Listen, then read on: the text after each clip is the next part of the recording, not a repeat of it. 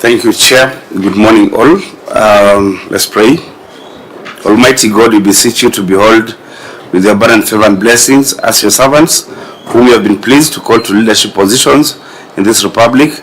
We seek guidance to treat and consider all matters that shall come under our deliberation in so just and faithful a manner as to advance the peace, prosperity, and welfare of our country and of those whose interests we've committed to our charge.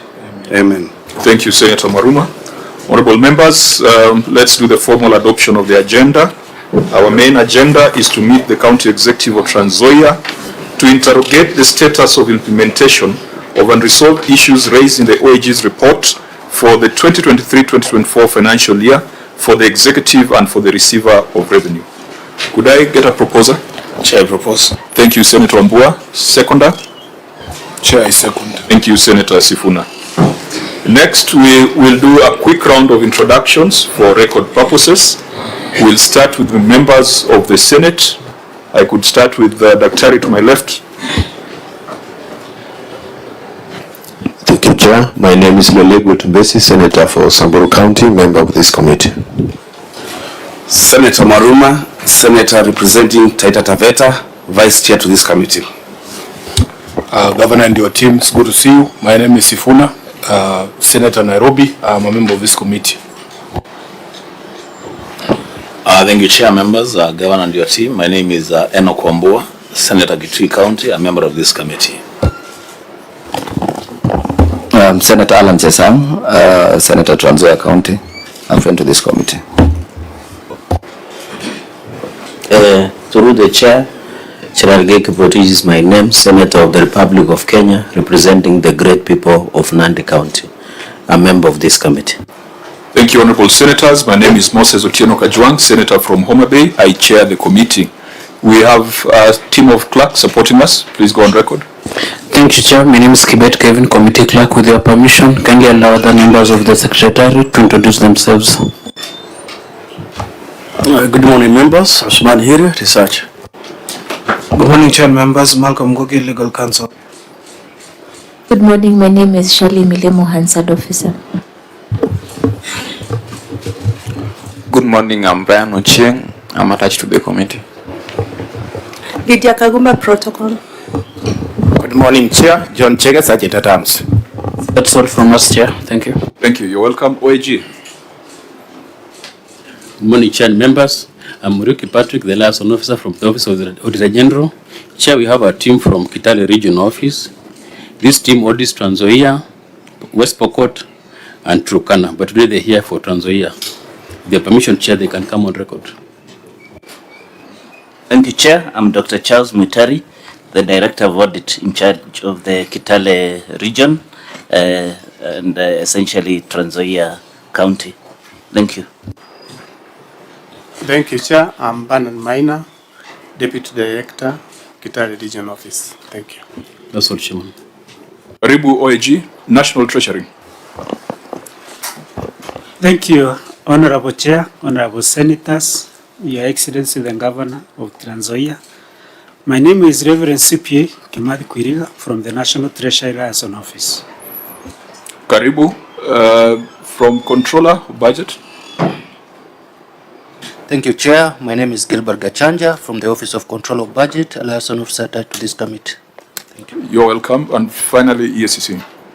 Thank you, Chair and honorable members. Patricia Chebet from the Ethics and Anti-Corruption Commission, liaison officer attached to this committee. Karibu. Clerk, did we invite the County Assembly of Trans Nzoia? Yes, Chair, we did. However, I couldn't reach the chairperson of the committee earlier on this morning. Okay. Is there any member from the County Assembly of Trans Nzoia? If there is none, we'll go straight to the executive. Governor Trans Nzoia, please go on record.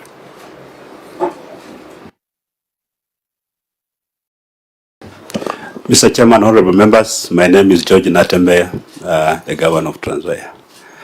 We could allow your delegation also to go on record, just yes. Name and designation. Honorable Chair and members, I'm Wanjala Pepela. I'm the CEC Finance and Economic Planning.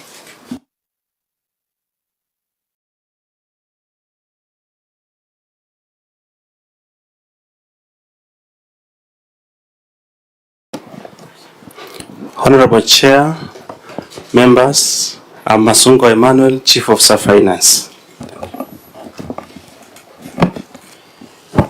Honorable Chair and members, I'm Bernard Madegwa, Head of Treasury. Honorable Chair, my name is David Musumbi, Public Communications Officer.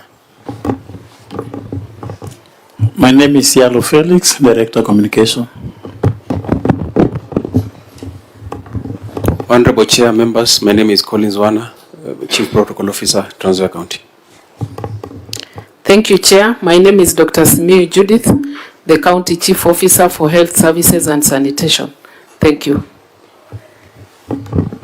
Honorable Chair, my name is Ibrahim Chisaka, Acting Director of Revenue. Honorable Chair, my name is Patrick Osoro, Chief Officer, Agriculture and Irrigation. Thank you. Thank you, Honorable Chair. My name is Philip Captain, County Chief Officer, the Department Public Service Management. My name is Walioli Waboba, the County Attorney. Honorable Chair and members, my name is Rufosa Mary, County Secretary. Tima Omar, Chief Administrative Officer in the Office of the Governor.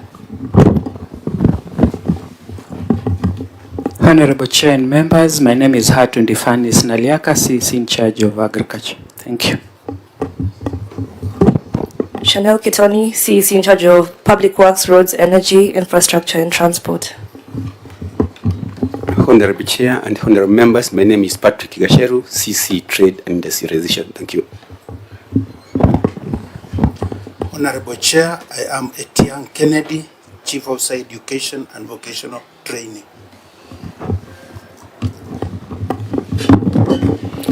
Honorable Chair and members, my name is Jendros Nasimeo Mutama, the CEC Education and Vocational Training. Honorable Chair and members, my name is CPA Andrew Wepuhulu, the Head of Internal Audit. Honorable Chair and members, my name is Peter Omonye Ijaka, the Acting Director, Early Childhood Education.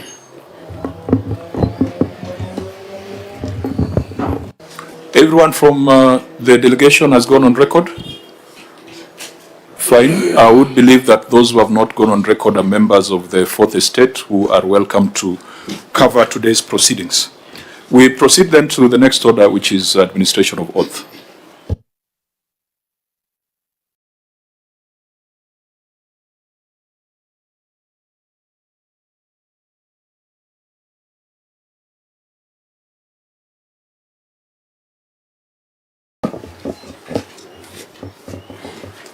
I, George Natembeya, do solemnly swear that the evidence that I shall give before this committee in respect of the matters before the committee shall be the truth, the whole truth, and nothing but the truth. So help me God.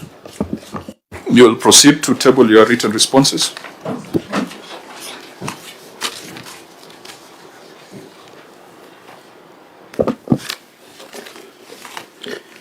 Mr. Chairman, I hereby table the following documents before the committee.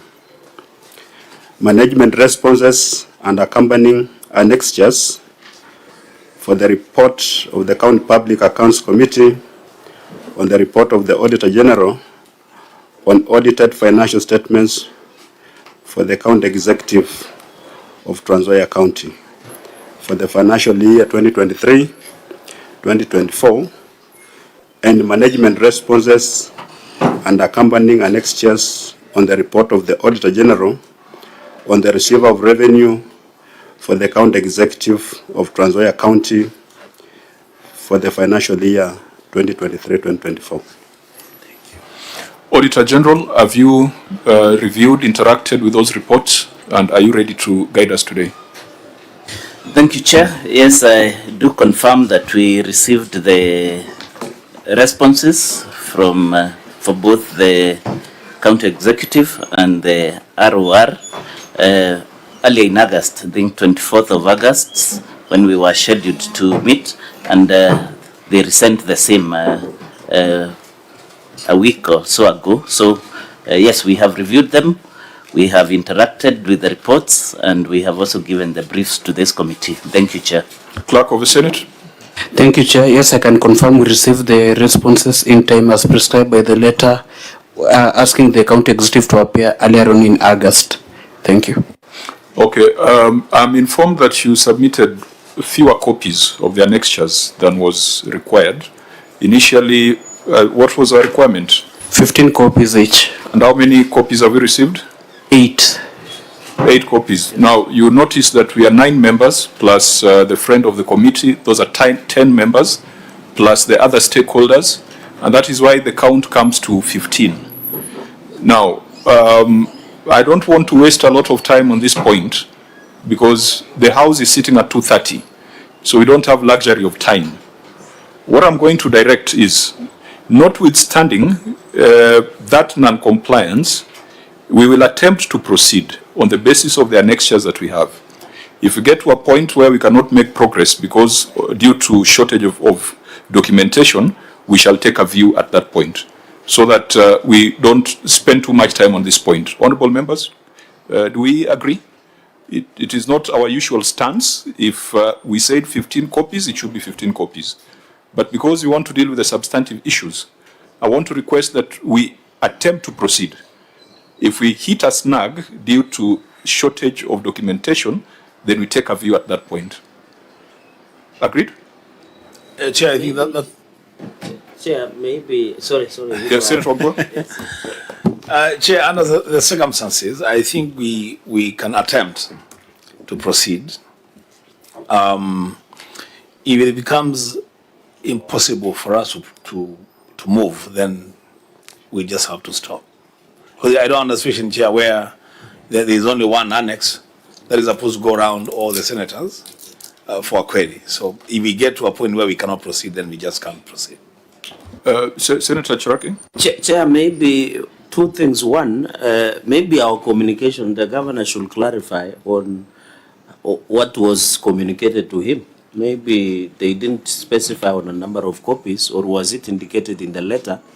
So governor should clarify. Chair, I agree that what is important is for us to proceed. But should we finding it challenging? Because, Chair, I remember last week with one of the clients or entity that appeared, we were sharing financial statements, all of us. Even the county government then last week had not come with their own financial statements. So, Chair, I think the governor should clarify whether our communication indicated the number of copies that was supposed to supply to your committee. And number two, I hope that they are able to have all the documentation just in case we have to proceed, because we must proceed, Chair, because to use the efficiency. Because at the end of the day, the people of Trans Nzoia must get value for the money that we normally send to Mashinani. And then finally, Chair, just on preliminary observation, Governor, I thought Trans Nzoia, through the Chair, is Kenya Ndogo. I have not heard some names from that region, yet it should be representative, Chair.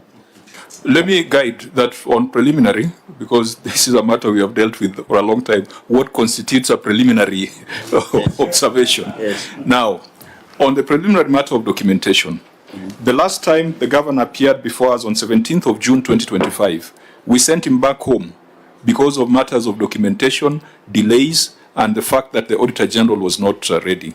Governor, it cannot be that after that experience, we would still come here and spend even 1 minute on issues of documentation. You must take administrative action, unless you are the one taking responsibility for that. I think it's not a matter that we should even waste time debating, because last time you came to Nairobi, went back to Trans Nzoia without doing business, simply because of documentation. So I'll just ask you to comment on that, and then if your comment is satisfactory, we can proceed. Mr. Chairman, the communication came in good time. Of course, it required us to provide 15 copies to this committee. But the information I'm getting from my people here is that there is lack of finances to do some of these things. No, we are just starting the financial year and the budget has already started running. And out there, you cannot do things on credit nowadays. So majorly that's the reason why we're not able to get all the copies required. Governor, your response is going to cause us problems and an unnecessary debate. I'm just being truthful. Yes, you can be truthful, but what we expect from you is if the Senate on 27th of June, on 17th of June, took a view when it came to procedural issues, we shouldn't come back to Nairobi and spend time on procedural issues, particularly documentation. Initially, your team produced 5 copies. Then they miraculously produced another 3 copies. I mean, it's a joke. Stop shielding your staff from obvious inefficiencies. Because I thought I was going to make this matter very easy so that we proceed. But when you start giving some of those stories, I think we need to take these proceedings more seriously. There could be a very serious challenge there in Trans Nzoia that we are not able to run copies. This is like 2 reams of paper. We are just saying really 7 more of this. If you did 8, doing 7 more of this. So because Governor, for us as a Senate, we are under the impression that counties have been properly resourced and financed. We have passed the Division of Revenue. We have passed CARA. What is what? Just explain the challenge kidogo, because I'm honestly also quite surprised that Trans Nzoia is basically running on fumes. There's no money to run copies. Mr. Chairman, there is no money. We all received 1 disbursement for July. July? Yes. There is no money. I know we run these copies in Nairobi, not in Trans Nzoia. Who is going to do this on credit? So when I say there is no money, I'm just being truthful. I'm not giving excuses. It's just the truth. You want to run 15, you have got money for 8. Governor, what do you do? It is 1 minute to midday. We are not going to waste time on this matter. I've given the directive that we shall proceed, and if we get to a point where the inadequacy of copies handicaps us, we'll terminate these proceedings.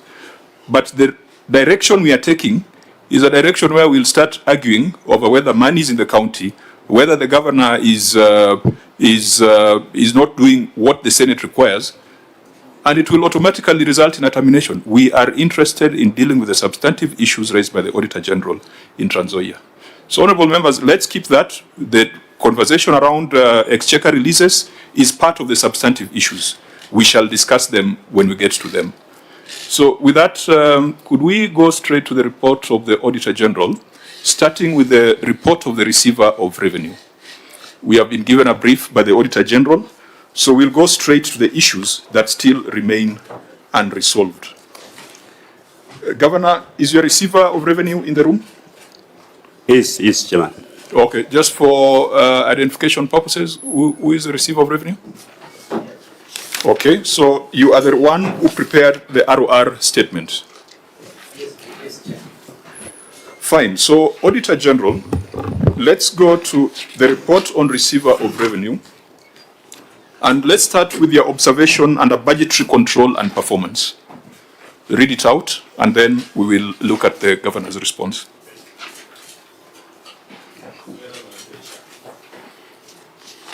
I'm looking at the original certificate. So on the original certificate, it is on page 4 under emphasis of matter.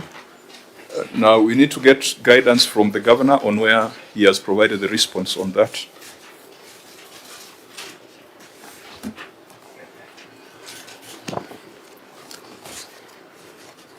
Have you, Governor, are we with you on the same page on the issue? In the Receiver of Revenue report, there under the basis for qualified opinion,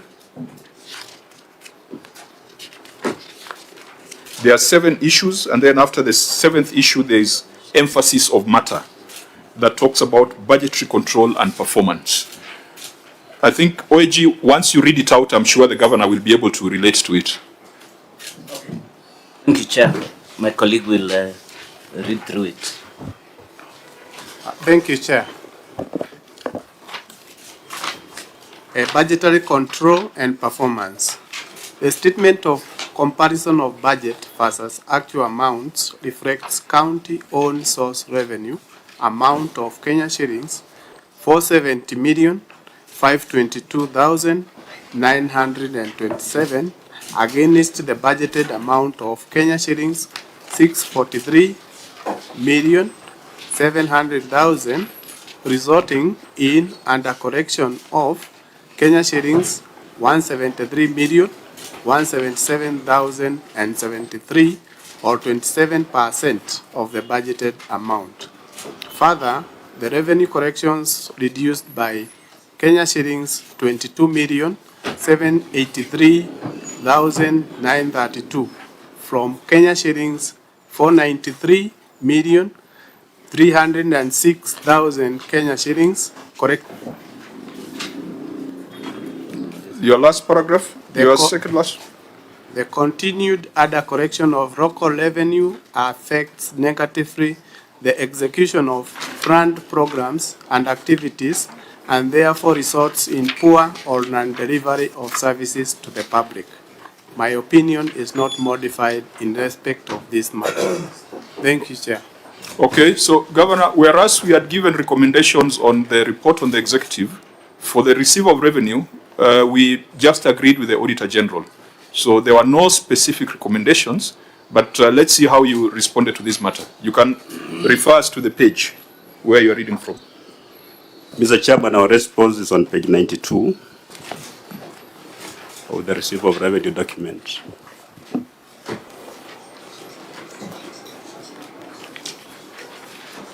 Okay, members, and that's why we needed to ensure we have adequate copies. You may proceed. Management response. The management acknowledges and confirms that indeed there was 27% shortfall in revenue collection.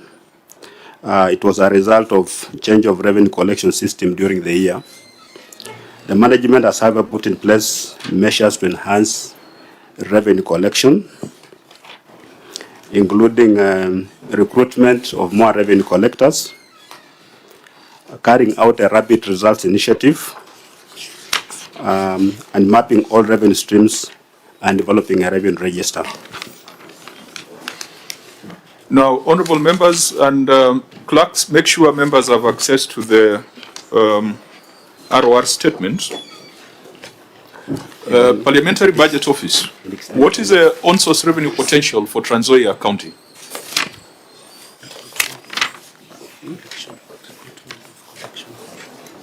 Salat was not here.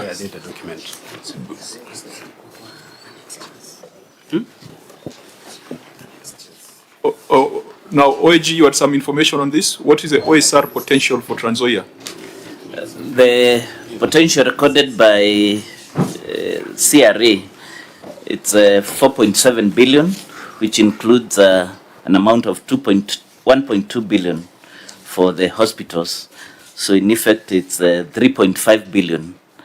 However, the information I have is that this figure has been appealed and has been settled at 2 billion following consultations with the county executive. Thank you, Chair.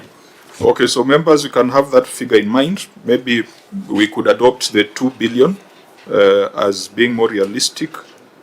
But just a look at the statement of receipts and disbursements under the ROR statement. Governor, your revenues dropped by 20 million. And the explanation is that there was a change in system. While the system was being changed, revenue was not being collected. There was a bit of challenges because the change of from one system to the other was not smooth. The previous guy actually left with all the data, so we were forced to start from scratch, even in terms of mapping revenue streams. Of course, when you have that kind of situation, there could also be revenue leakages along the way before you stabilize. That's the major reason why we went low, but we have since peaked. So if you look at, and I hope your receiver of revenue has given you a copy of the statement of receipts and disbursements for the year ended 30th June 2024.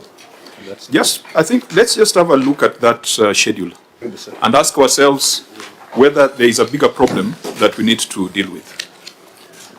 I don't know whether you have it.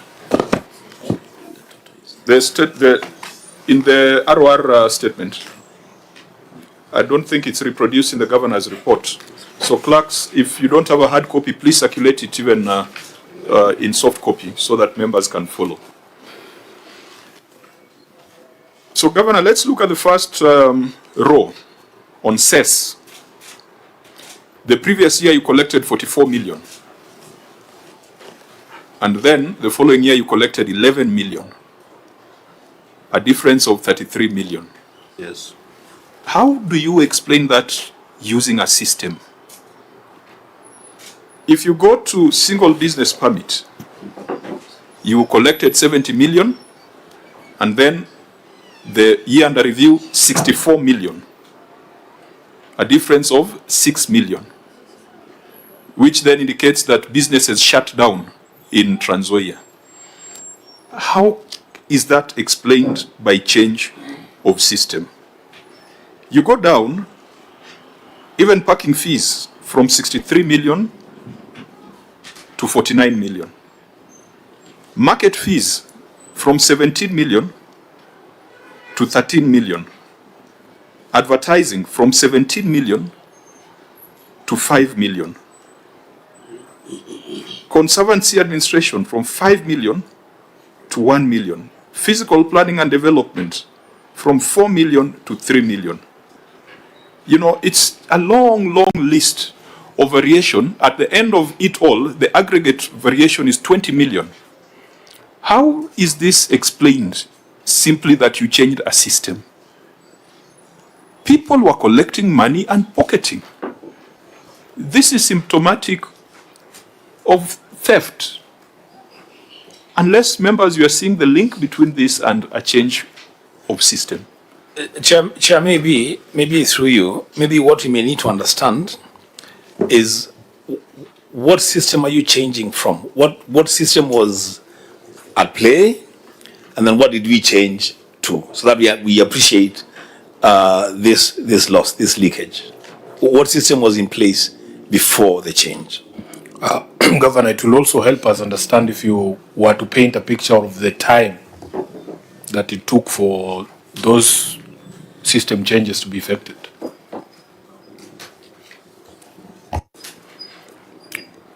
Governor?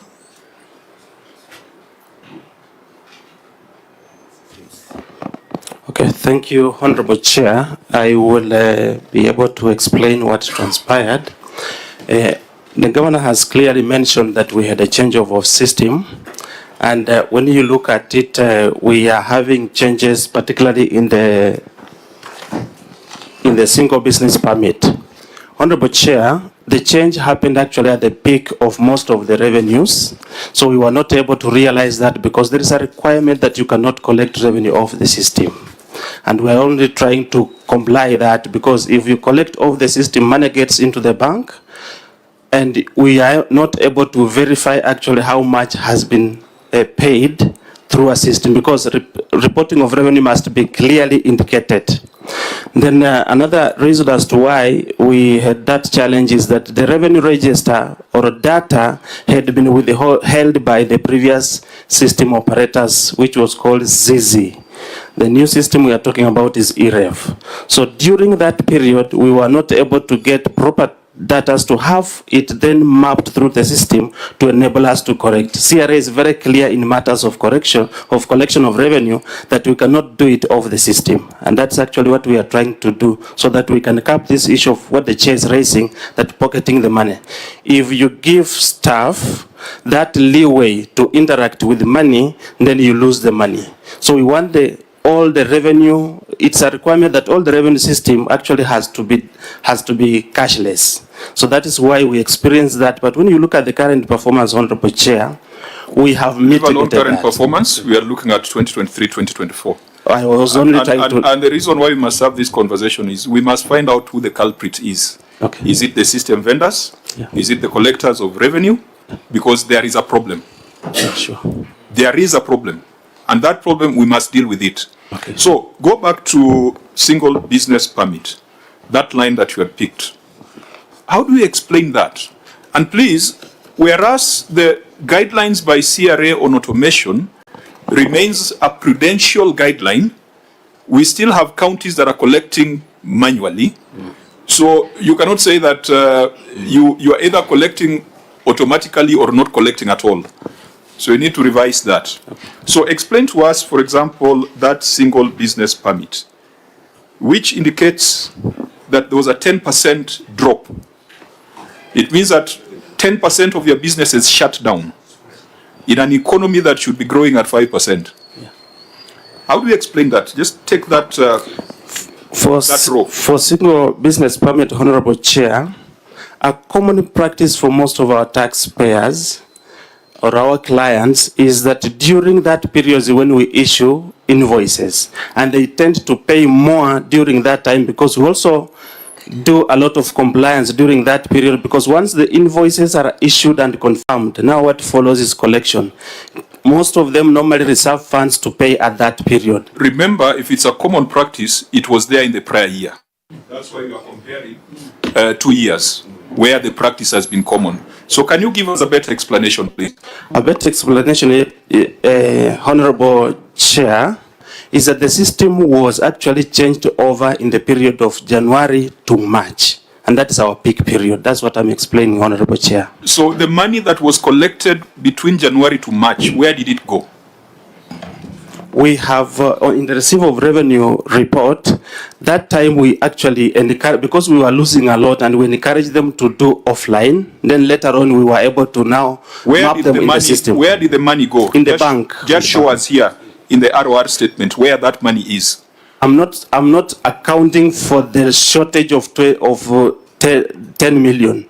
I'm not saying when we collected 10 million and we banked it somewhere or somebody took the money.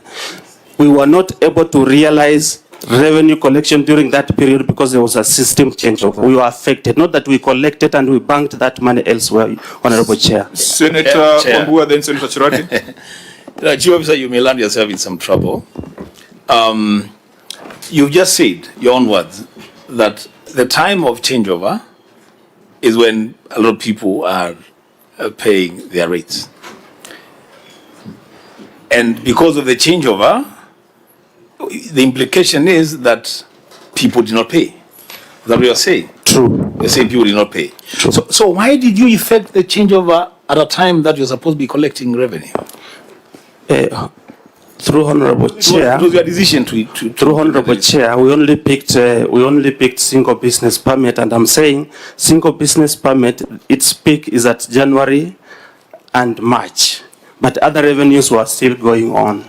There are 11 rows where there was a drop in revenue, yes, which cumulatively comes to 20 million. Yes. So I don't know whether you have 11 different stories for the 11 different rows. Senator Chirati. Let me pick it from where you have left. Governor, how long has been Ibrahim Chisaka been acting as the governor? How long has been Ibrahim Chisaka has been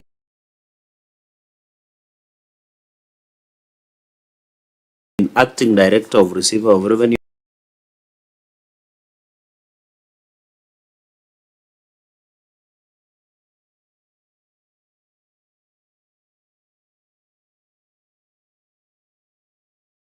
Number one. Number two, Chair, let me pick it from where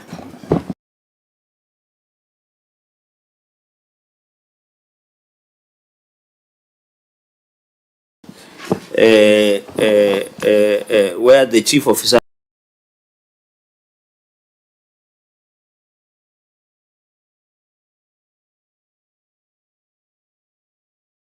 left, because it looks like the previous system was more effective than they want to change of. Because if you look even at parking fees,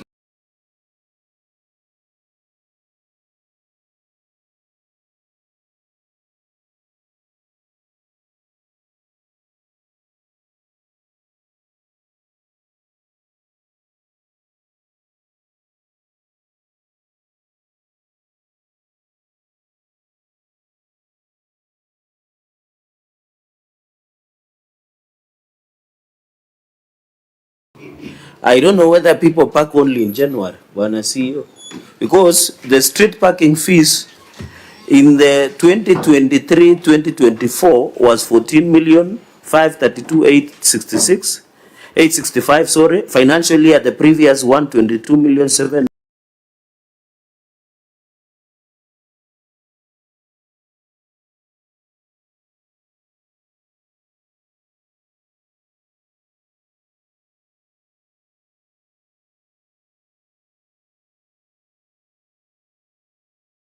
$729,785. So, Chair, if you look at the entire parking fees, there was a drop of close to 14 million. He has argued that his single business permit was a drop because people take business permits in January. But on parking fees, the fall is from of almost 14 million.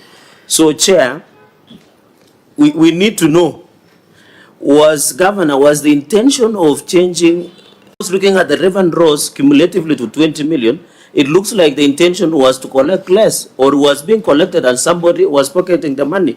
And finally, Chair, on this receipt, how much were you paying? Either through maintenance of revenue, do you own it, or is there a vendor left with all the data? Was there no agreement between the county government and the vendor that left? Because I thought those, and it is good you have one of the advocates here who was my classmate, Chair.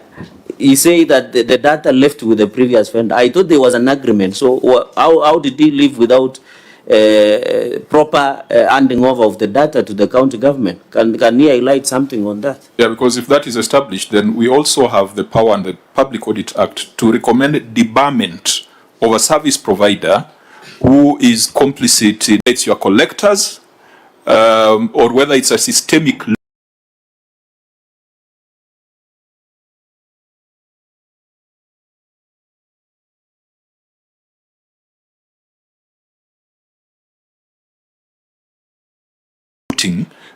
from the public. So that's Chair. Okay, Vice Chair, then the Governor may respond. They can respond to both with what Senator is asking. I want to ask how you manage your revenue. Do you have a committee, or it's just one person who receives all the revenue? Because then if you have a committee, then weekly or monthly, you can sit to review the performance. Because I'm looking at SES. SES, that would be my question. Okay, Governor, you may respond. Or Senator, please go on record. Senator, thank you, Chair. My name is Senator Mwenda Kataya, member of this committee. Okay, proceed, Governor. Mr. Chairman, I just want to address two issues. That one, no system can cure the mindset. So if people want to really steal, the system may reduce, maybe by creating efficiency. And these are things we've been talking about even in Trans Nzoia, that the system on its own really cannot increase revenue. So the problem of leakages is there, it's a big problem that we are trying to address. Unfortunately, of course, we are discussing this matter at the point when we are changing the system, and therefore the problem had been compounded. Number two, it looks so bad because we are looking at it line by line, then you are comparing 2023 and 2022 and 2023, and we are seeing the very big differences. But you see, there is a line there called miscellaneous receipts, which is 51 million Kenya shillings. Some of the differences you are seeing in these revenue streams, actually because of that confusion, the change of the system, were not captured under those revenue streams, but they were captured as miscellaneous. So we have to look at the revenue stream, we have lost about 10 million, but part of that money is under miscellaneous. Actually, if you remove miscellaneous, it becomes a very, very sorry state. But this money was somehow collected. There was an element of misclassification of the revenue, the revenue source. As I said at the beginning, we did not have a cordial parting of ways with Zizi. And I can see here we don't want to discuss what has happened subsequently, because yes, indeed, the change affected revenue collection. But when we come here subsequently, we're going to demonstrate that indeed revenue collection has increased as a result of change of the system. Of course, we tried to get the data, but the guy just went to court. He took us to the law courts. He lost the case, and he went to the High Court. So as we speak now, the matter is pending a determination by the High Court. Now, Governor, we are here not just to fault find, but we are here also to find solutions. And when we have this conversation, maybe you looked at the global picture, but we look at the details. This Senate, we are very well equipped alongside our partners, the OAG, the ESC, etc. We look at the details. So we probably will not exit this without exhausting the details and finding a solution that will also help you. And I hope that as we're having this conversation, you can be open-minded, because there is a problem. In fact, when you tell us that 51 million has been lumped up as miscellaneous receipts, that should be a serious problem.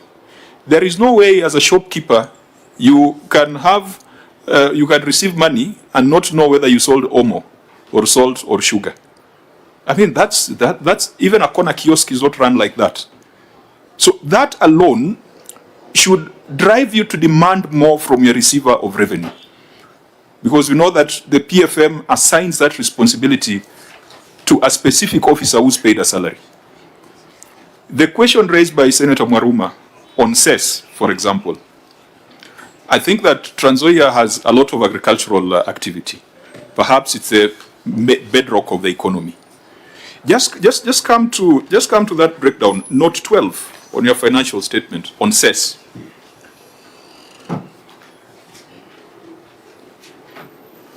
Where cess dropped from 44 million to 11 million. Does it mean that during this transition, because I don't know at what point cess is collected, is it on the road? Is it at the farm gate? Is it at the market? On the road. So does it mean during this transition of system, even the ropes that are put on the roads were pulled out? Mr. Chairman, as we speak now, because of the measure that we put in place, cess is the best performing revenue source in Trans Nzoia as we speak now. Estimated to be around how much? Actually, we exceeded by how much last year? 8. Last year we collected 8 million from cess. So there's no reason why cess should ever go down in any financial year, isn't it? There isn't any reason why it should. So where you've got a 30 million drop in cess, it means probably 30 million plus was collected and stolen. That possibility is there. Now let's deal with that possibility so that we assign responsibility. You have made a very crucial point on receiver of revenue. The governor has chosen to ignore my question on how long the receiver of revenue has been acting, because that is a very important person in terms of the whole architecture and design. Governor, you have not answered the question on how long your receiver of revenue has been acting, because from the report that is on receiver of revenue is here, how long has he been acting, yet he is paid and designated. And then, Chair, in addition to cess, I also believe issues of parking should be easy, because you remember Turkana even were using POS in terms of parking fees within Kitale, within Lodwar town. So the question should be, even in street parking fees, the drop of 14 million is very high, because the street parking is marked and it is easy to know which street parking is. So the governor, as he answers how long the ROR has been acting on the issue of parking, and also says almost go in similar way, because these street parking are marked and it can be easily traced. Thank you, Chair. Mr. Chairman, if you go on page 21 of our document, you will see how we have disaggregated that miscellaneous.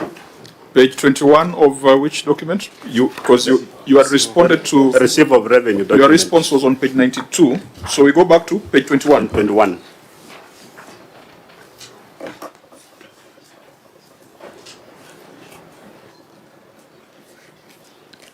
Of the 15 million under miscellaneous, page 21. 51 million, not 15, right? Of the 51 million, yes. Total 51 million, 51, says accounts for 18 million. So this 18 million should have been captured under cess. That leaves us with a gap of about 14 million compared to prior year, isn't it? It's still a drop. Yeah. And I want to emphasize this. You don't need to be defensive on this unless you are an accomplice. Allow us to have this conversation so that your staff, your receiver of revenue, can understand the consequence of professional negligence or the consequence of doing things against the act. And I think that's why Senator Cherargei is turning the heat on the ROR, the receiver of revenue. They have a responsibility under the PFM. And I think that if we just do a slap on the wrist on this thing and say that things have improved in subsequent years, there appears to be 20 million that has been stolen from the people of Trans Nzoia. Let's have this conversation so that we know where EACC should go. Whether they should go after the system vendors, whether they should go after the ROR, or whether they should go after the CEO. I think, Governor, you have agreed there is a problem. You have agreed there's a possibility of loss of funds if you look at these movements. Perhaps in the subsequent year we'll see an improvement. But that does not excuse this financial year. Senator Ombua. Governor, on that page 21, I'm looking at miscellaneous receipt from slaughterhouse. It's 38,000. And I'm wondering, is it that the people of Trans Nzoia don't consume meat, or most of them are SDS? I don't know. I don't know. I mean, really, 13,000. You know the chair is an Adventist. I'm an Adventist. Yes. So Chair, I think one of your relatives live in Trans Nzoia. I mean, we eat meat. You eat meat? Yes. So what? Meat, not meat. What is that? What's the explanation there, Governor? Yeah, Chair, but there is a question by Senator Cherargei that should not be lost. When did the ROR begin acting? What happened to the previous ROR? Is it because, or was he or she, did she pave way because of possible malfeasance in revenue collection? I think that's an important question. Governor, the slaughter fee and the ROR question. Mr. Chairman, I cannot give a concrete response why the slaughter fee was low. Maybe the number of animals that were brought to be slaughtered were fewer. That could be the reason. I don't have another reason for that, because I think it's also very difficult when you have already admitted that there were some data integrity issues, because it's also very difficult now to explain how some of those things arose. Because I thought it would have been easier to say, yes, we have had challenges, we have data integrity issues, we have migration issues, and therefore, what then should we recommend? Because if you try to explain numbers, Chair, that's what I began by saying, which in your view are not verifiable, then I've already said that the system can't replace the mindset. Yeah. That's what I said. But when you ask for information, I'm providing it, and then somewhere it becomes defensive, and the information is here. I'm just trying to say that says, second, not this much, but it's this much. There's a shortage indeed, and we admit there's a shortage. Correct. Can we do better? I believe we can do better. The bottom line is that there's a 20 million drop, yes, which is not consistent with economic growth trends. Now, the question on the ROR asked by both Senator Cherargei and Senator Maruma. Now, as a county government, we've not been able to have a substantive receipt of revenue for some time. Actually, our last attempt to have one also failed. So we've been having acting receivers of revenue. I think we've had three now. Mr. Gisaka has been in office for the last 6 months or so. And all these changes are just in an attempt to get it right in terms of revenue collection. No, Governor, the gentleman to your left is CC Finance. Yes. should advise you that pursuant to PFM Act Section 165(2)A, there is nothing like an acting receiver of revenue. It requires the CEC Finance to designate in writing a receiver of revenue. While they have been designated, they are not acting, they are substantive. CEC, have you designated in writing a receiver of revenue? Because there's nothing, you can have director revenue that can be acting, but the receiver of revenue is appointed, and whether they are an intern or whether they are substantive as long as the appointment is in force. This is a responsibility of CEC Finance pursuant to Section 165(2)A of the PFM Act. Thank you, Honorable Chair. I have designated him as the receiver of revenue, but the acting director of revenue.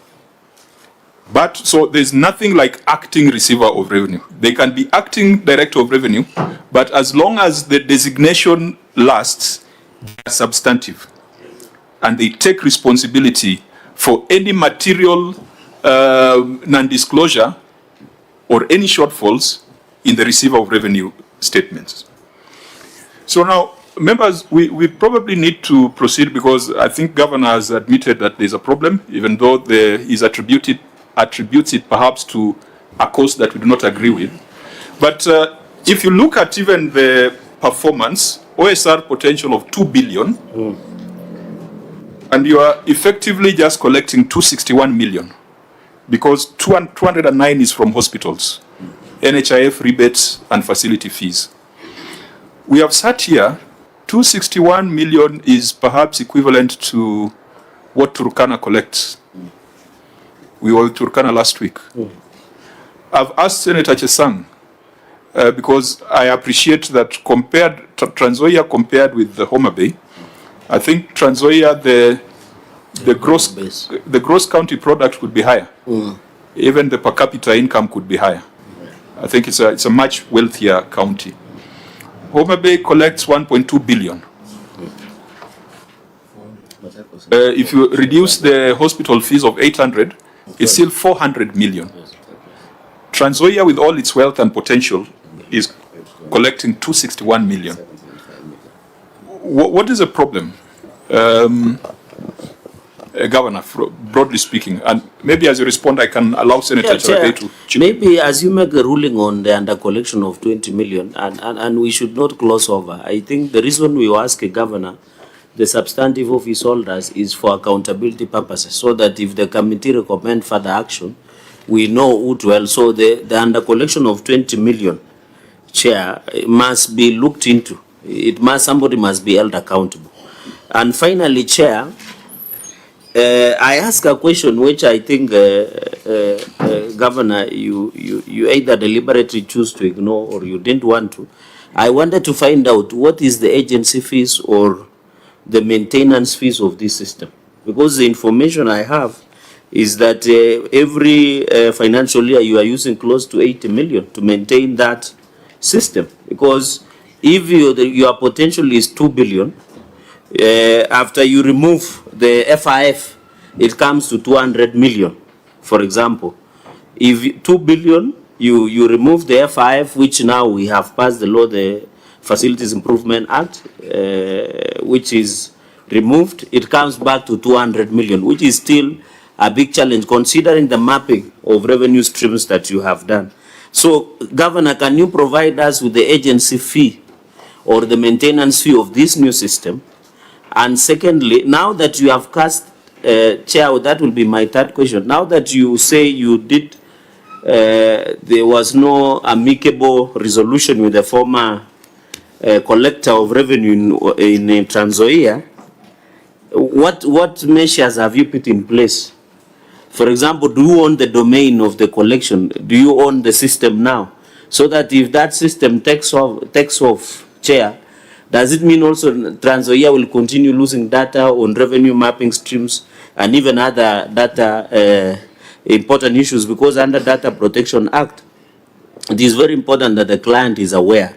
So what are the stopgap measures to ensure if the new revenue collector decides to take off, can he also take off like the other previous one with all the data, with the revenue streams, with the projection and what have you? That will be my 3 questions, Chair. Okay. Perhaps the details on the system, because I think there are 2 substantive issues to the system that we are coming to. We could deal with them when we get there, but you can deal with the broader issues. Then we'll go. There's an issue about termination of systems. So it will be neater to deal with what the Auditor General found out and then look at your written response. But deal with the other issues that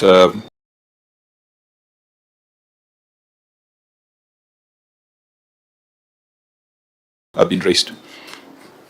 Basically the system, isn't it? Yeah. Mr. Chairman, the current system is owned by the county government of Trans Nzoia. It was procured at 26 million shillings with an annual maintenance fee of 7.3 million for 3 years. So after 3 years, we shall own the system fully.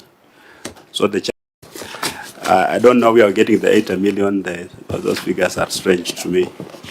Because what we have is 26 million cost of the system, 7.3 million annual maintenance of the system.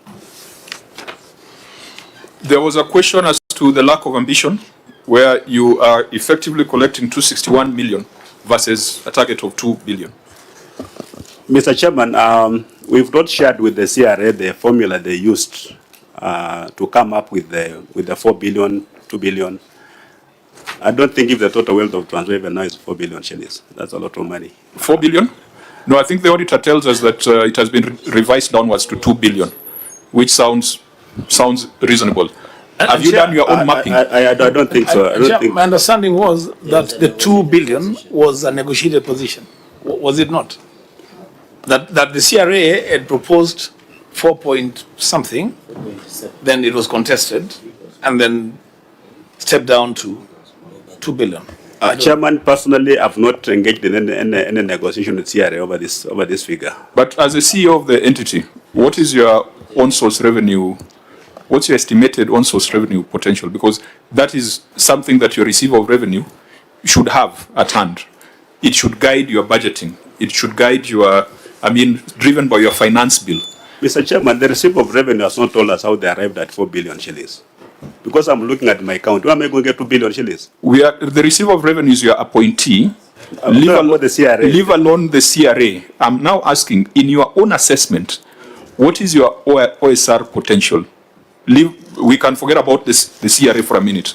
Yeah, my potential from what I've been telling my team is that we look at how much the county council of Trans Nzoia was collecting before the advent of devolution, and how much the Kitale municipality was collecting, and in total it was about 800 million with the fewer revenue streams. So that was such as a baseline for us, that to know, can we meet what we were collecting before devolution? That's 800 million. We can put a markup, maybe 400 million. That will give us about 1.2 billion. It's reasonable, can be explained. But this other one of 4 billion really is just big. So even if you are to use the 800 million, the fact is you are collecting just about a quarter of what the defunct authorities were collecting. True. Isn't that a cause for concern? Major cause. So I think we now need to understand some of the measures being taken. Chair McHugh, this is 15 years down the line. When the economy has grown. When the municipalities were collecting 800 and you are collecting a quarter. So it means there is a bigger problem. And I thought the governor, you said you have mapped more revenue streams, which are much more than other municipalities. So where is the challenge? And I remember when we went through ICT committee, and Governor, at that point you told us that some officers had been fired because they have been pocketing revenue. Is it still the position? Actually, the problem we had was initially all revenue collectors were voluntary staff. So we actually recruited revenue officers. And we can demonstrate that after that, we've had some significant improvement in revenue collection. But as I admitted, and my team here knows, that we have the problem with the mindset, where people still cut corners. That because I believe there's no revenue officer who can know that you have not paid revenue and let you go. They can't. So they really know we're supposed to pay and pay what. But it's some kind of unholy, alliances out there. It's an internal problem that we're really trying to sort out. It's bearing fruits, not as fast maybe as we want, but when you look at our revenue growth for the last 2 years, there's a bit of improvement. Of course, I'll be happy if I beat the target of Trans Nzoia County Council, which had fewer revenue streams and they're collecting about 800 million. And of course, at that time, when they reached that record of 800 million, even councillors at that time participated in revenue collection. They went out and tried to participate. So it's a matter of sealing loopholes in the revenue collection department where we have got officers. Even people fight to be deployed to revenue, including enforcement officers. They'll rather go to revenue than go to the hospital.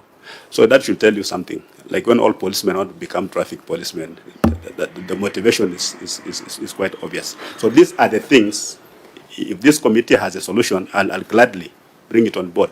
How do we seal loopholes in terms of leakage of revenue? Because that's where the problem is, nowhere else. Chair. Senator Wambua? Chair, let's have a candid conversation because the governor is being candid. Governor, you're telling this committee and you're telling the people of Trans Nzoia that there is somebody sabotaging revenue collection in Trans Nzoia County. Is that what you're saying?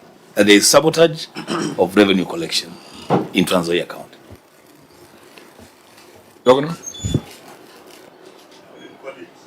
I wouldn't call it sabotage. I'll just call it maybe theft. Yeah. I think that seems to be it, and that's where we now need to. We have done the diagnosis. It is our job to do the prescription as a Senate. Chair, maybe Senator, Chair, with your indulgence, even I'm looking at your financial statements on receipt of revenue. Your original target was 643,700,000. You didn't achieve that. So looking at the projection, you have said you want even to go beyond municipalities of 800 million. And I don't know, you said councillors were part of the collection, so I don't know whether your MCA should be, but that's a point of discussion. So in this 643 million, there must have been realistic target of that amount. There must have been revenue strategy that you wanted to collect. So can you say something on your original target of 643 million? And finally, Chair, Governor said they were voluntary tax collectors. Who was the greatest tax collector in the Bible, Bishop? so Chair, Bishop is always right. You want me to tell you the name? You know the name. So I don't know whether you are calling it revenue collectors. So can you tell this committee they were temporary? So how much did you confirm them to PNP so that they can be used? And number two, I ask a very specific questions. Are there any officers in revenue that have been fired? Are there, Governor, as there revenue officers that have been fired? They are on disciplinary action has been taken or administrative action? And how many are there? Because it looks like, Governor, you are aware there is a problem. Kuna watu wanakula. But you have taken a back seat and say, you know, I'll just go and tell the committee of the Senate there are people who are stealing our revenue. They'll give me the prescription. I thought you should be telling us, Governor, you should be telling, I found 10 revenue collectors, I have fired 10. I have reported to DCI or EACC for action to be taken. Because if you come and tell this committee through the chair with the indulgence that money is being stolen, but can the committee give us a solution? It should be presenting that these are demonstrative action, these are investigations ongoing, this is what we have done, we have confirmed into permanent and pensionable. Because the fact that everybody wants to be in revenue collection, it means there is a bigger problem than we thought. So can Governor highlight on that? Okay, Senator Mwaruma, then the Governor may respond so that we can move to the other questions on the system. Yeah, the Governor indicated that there are challenges in terms of collecting revenue from the national government. How much do you think, if the national government cooperated, you would collect from the land belonging to the national government? what efforts have you undertaken to collect that revenue? Do you have any annexures or, any support to show that you've made steps towards collecting such revenue? That would be my question. Governor? Mr. Sorry, maybe Senator Chesang, so that you can consolidate the questions. Thank you, Chair.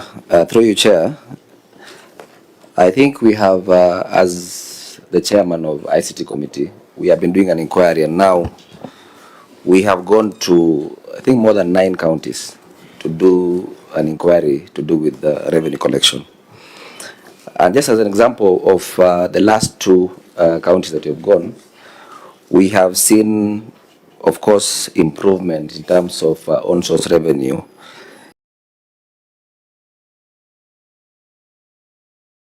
In most of the counties, at least 8 of the counties that you have gone,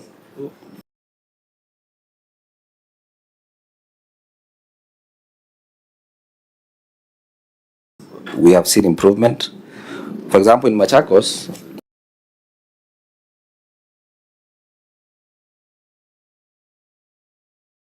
we had the same irregularities of issues to do with on-source revenue.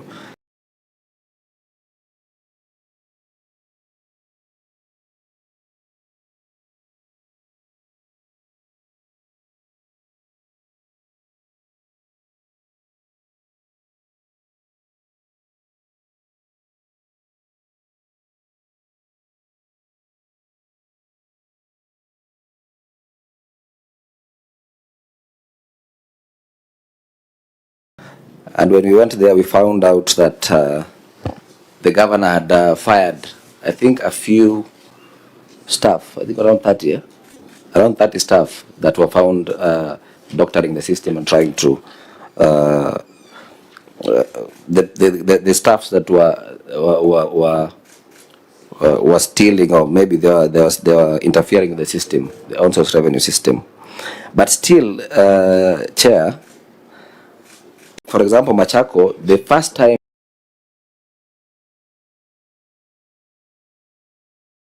they sourced their system, they were collecting 30 million.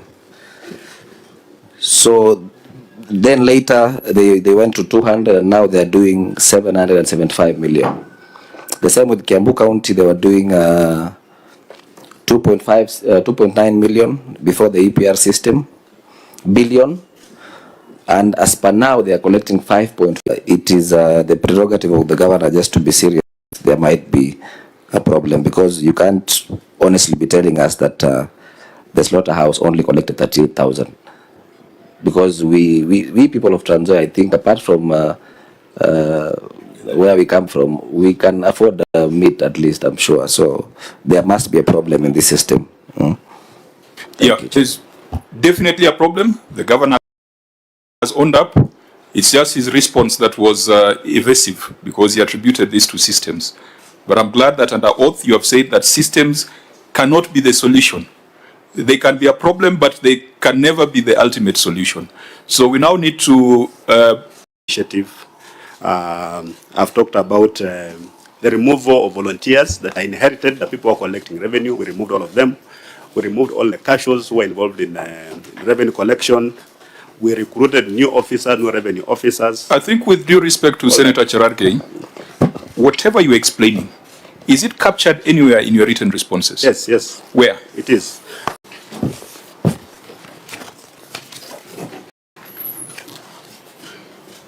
On page 15.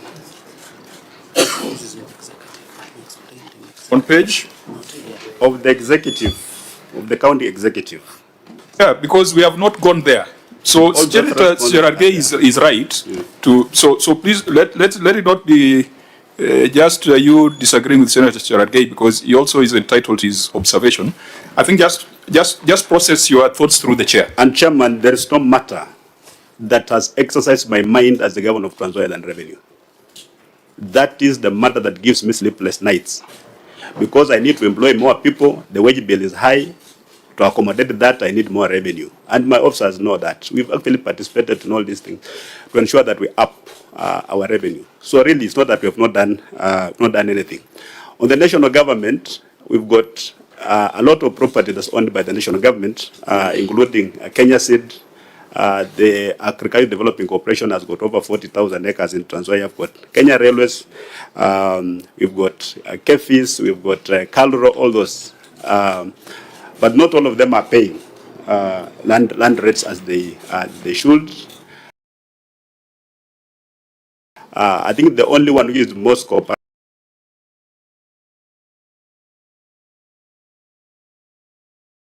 is Kenya Seed.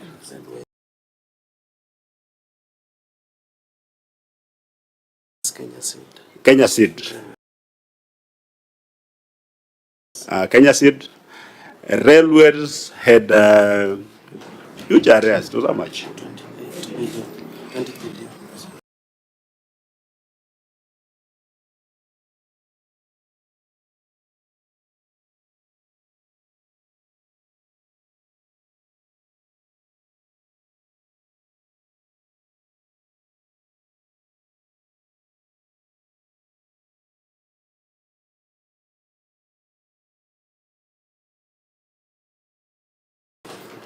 About 20 billion that they should have paid us, but they have not paid.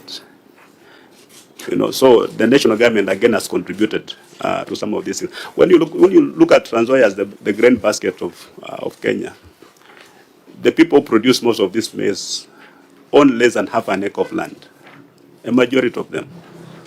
The large-scale landholders are government institutions and a few individuals, and divide attendant, you know, issues that come along with it is a kind of reality we are facing on the ground. That's why, Mr. Chairman, personally we're shocked if CRA can come up with such an outrageous figure and expect that Trans Nzoia can actually raise 4 or 2 billion shillings in terms of taxes. It's just an impossibility. Senator Chair, Sifuna, just for the benefit allow us of, to proceed. for the benefit of the governor, we have similar problems in Nairobi, where the national government institutions, including where we are seated, have refused to pay Nairobi land rates. When the CS for Treasury was here, he confirmed that there are certain conversations that are happening between county governments like Nairobi that are owed money by national government institutions to swap some of those debts and help counties to be able to receive some benefit from those debts. As Trans Nzoia, have you had conversations with the national government or the national treasury on this specific issue of the national government entities that are not paying what is due to the county? We have been engaging with the respective departments and state organs, parastatals, on case-by-case basis. And as I've said, so far, Kenya Seed has been paying. I think last financial year they gave us about 20 million in terms of rates. Kenya Railways have been paying, but they have not been able to settle their arrears. Yeah, because the Kenya Railways has got almost 50 acres of land right in the middle of Kitale town. We thought we could swap that debt with that land so that we can use to develop the town, but they're not reluctant to have that. They're reluctant to have that kind of conversation. Chair, just to conclude on that matter, Governor, and I know this may be a very tricky issue, the issue of adjusting rates. Oh, but I don't know whether it is just my county or it's other counties as well. 40 bob for a cow, that could be a bit low.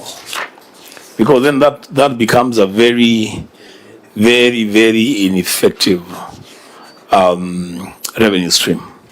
I remember I slaughtered cows just the other day, Chair, and I paid several thousands in an abattoir in Kitui. I don't know, 40 bob, Chair, Governor.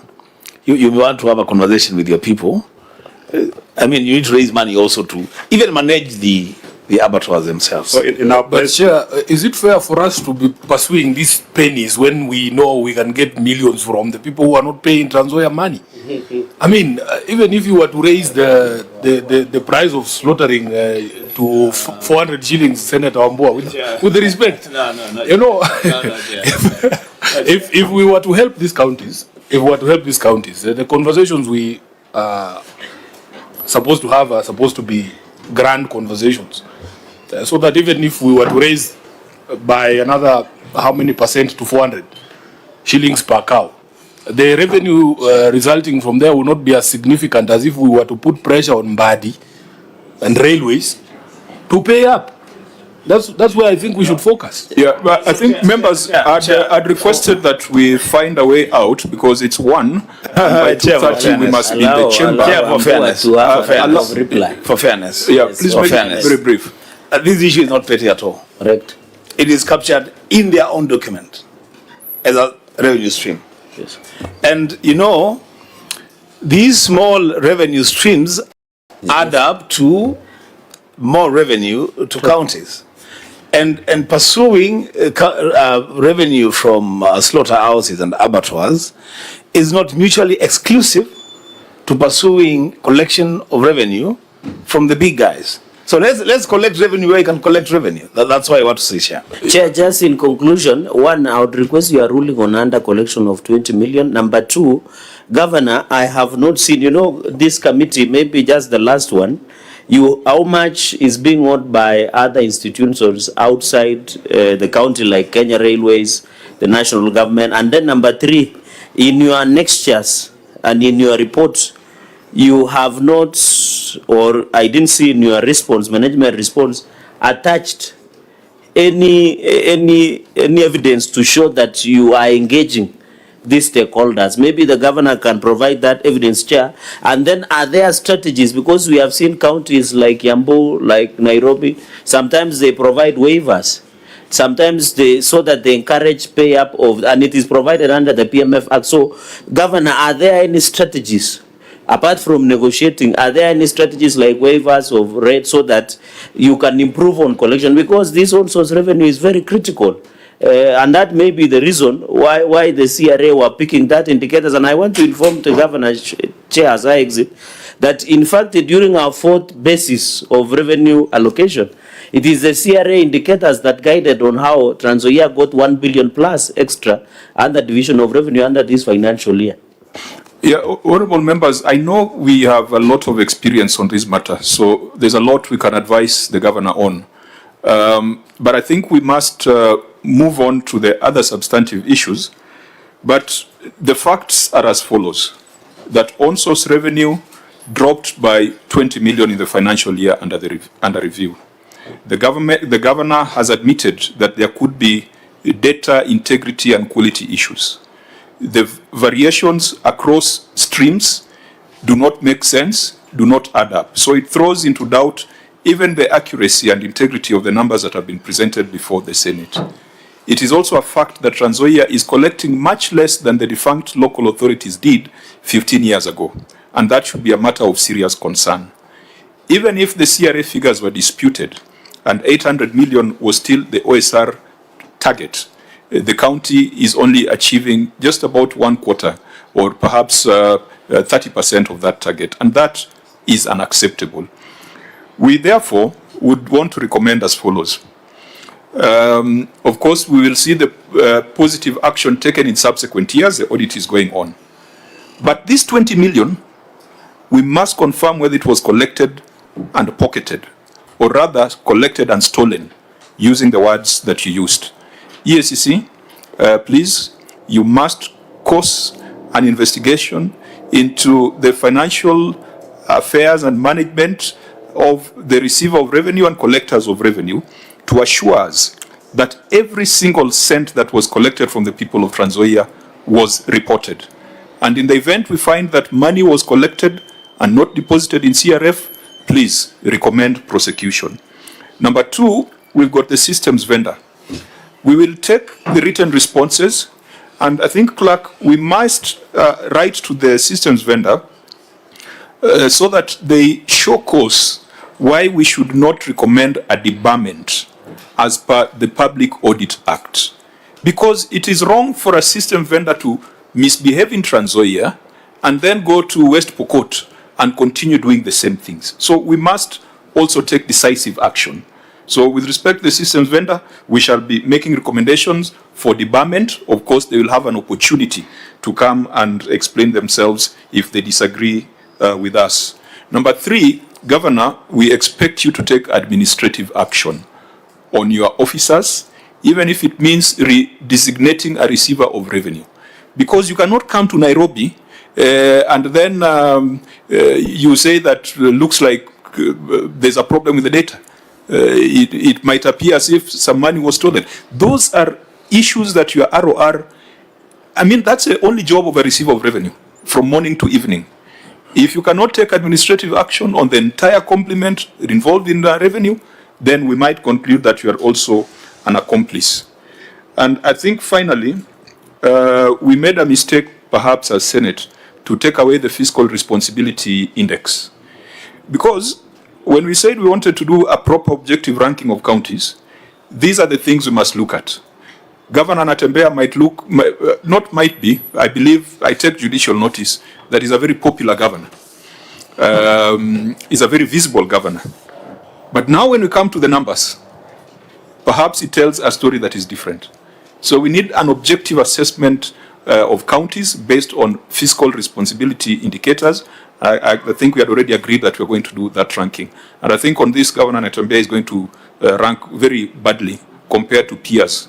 Because these are now numbers. This is not just about the personal leadership perception of the governor. So we could leave this matter at that, such that even the other issue on termination will take a view when you're writing a report and make a recommendation on debarment. That can allow us in the remaining period to go to pending bills and also to sample a few projects that are still outstanding.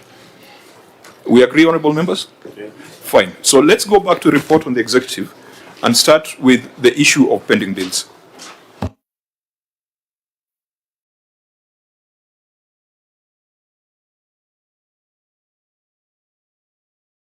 OAG, you will read your finding under pending accounts payables.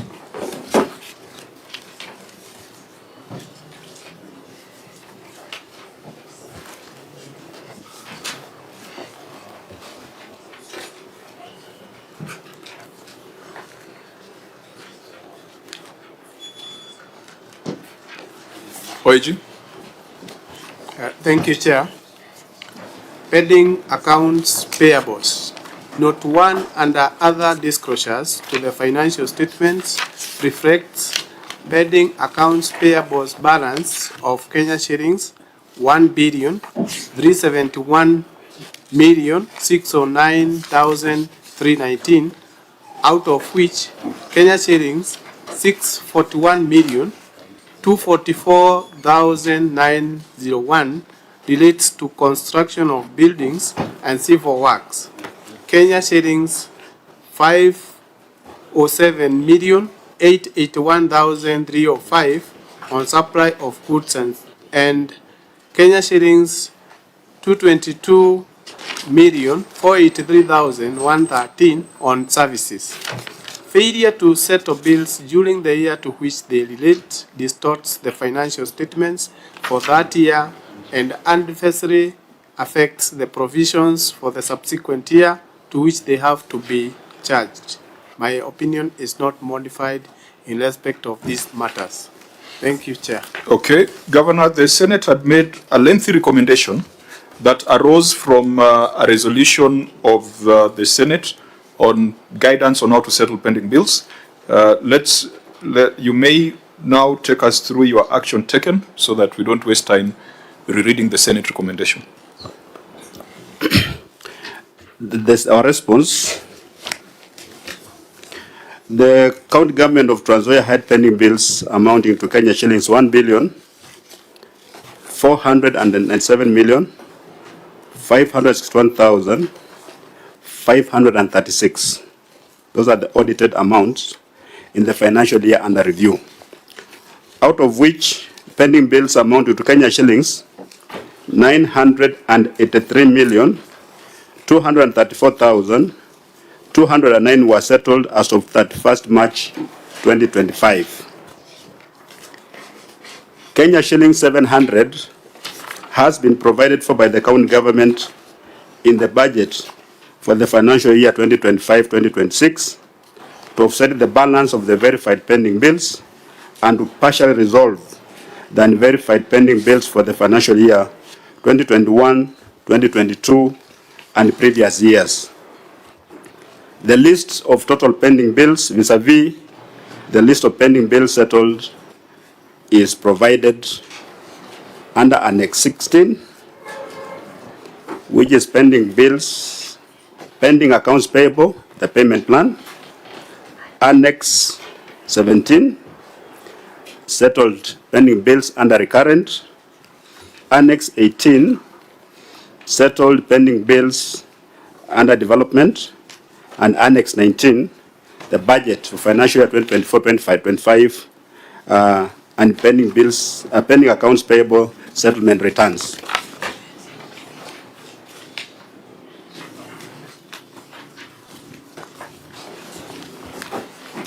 To start off, Auditor General, what number should we be dealing with? Is it 1.497 or 1.371? Thank you, Chair. The audited number is 1.371 billion.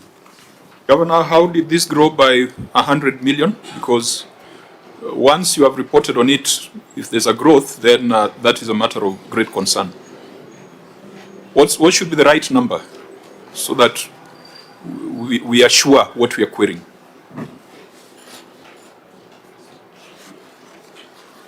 Are the persons who prepared the financial statements here? Yeah, so let's start with that, establish the base.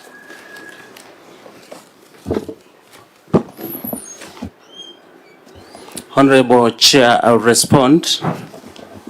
What the Office of the Auditor General is referring to, a figure of 1,371,609,319 is actually pending bills that is in relation to merchant payments. Can you speak English, please? Just tell us what number. 1,371,609,319 shillings. There's a gap of 125 million. Just explain. I'm coming to that. That is what we are interested in. Okay. Yeah. We also had some pending bills in relation to staff pending payables of about 16,800,000 in relation to community health promoters that had not been paid for the month ended June 2024. Then we also have amounts due to other 30-party payments. That is, we have a lab trust, we have a Lake region CBO, support to CBO, and others. So you're referring to Annex 2, 3, and 4? Yes. So 1.497 is a summation of those three annexes. That is it. OAG, that makes sense?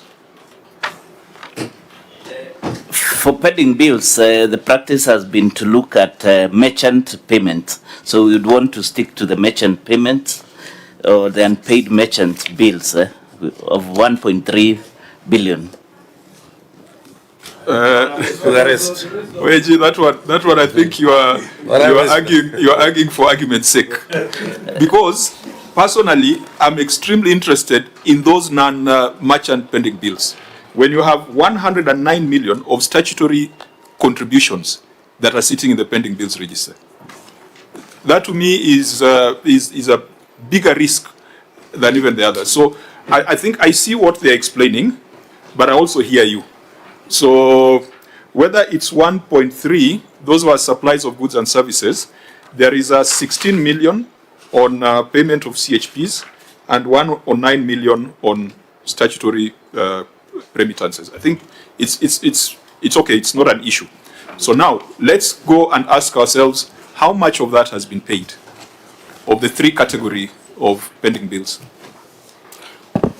Honorable Chair, we have during the year under review and subsequently in the year following year we paid 983,294 or 983,294,209 shillings.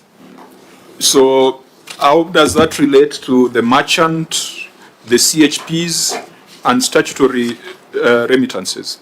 Annex. There is an annex. Bring the annex. Because in your financial statements, all the statutory remittances were completely unpaid and remained at 109 million. Honorable Chair, on the Annex 16, 17, 18, and 19 that has been put in one booklet, we have the last page, which is a summary of what was paid. We have audited pending bills 2023-2024, including 22-23. Which page is that? Last page? The last page on that annex booklet. Annex 6, 17, 18, and 19. The last page.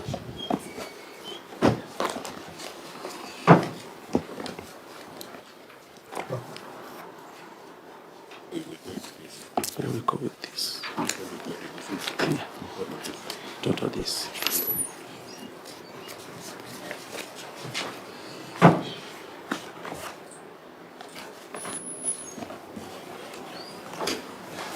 Okay, proceed. Last summary page, we have pending bills in relation to merchants that was audited at 1,371,609,319. What we paid was 494,209 shillings, leaving as a balance of 405,115,110 shillings.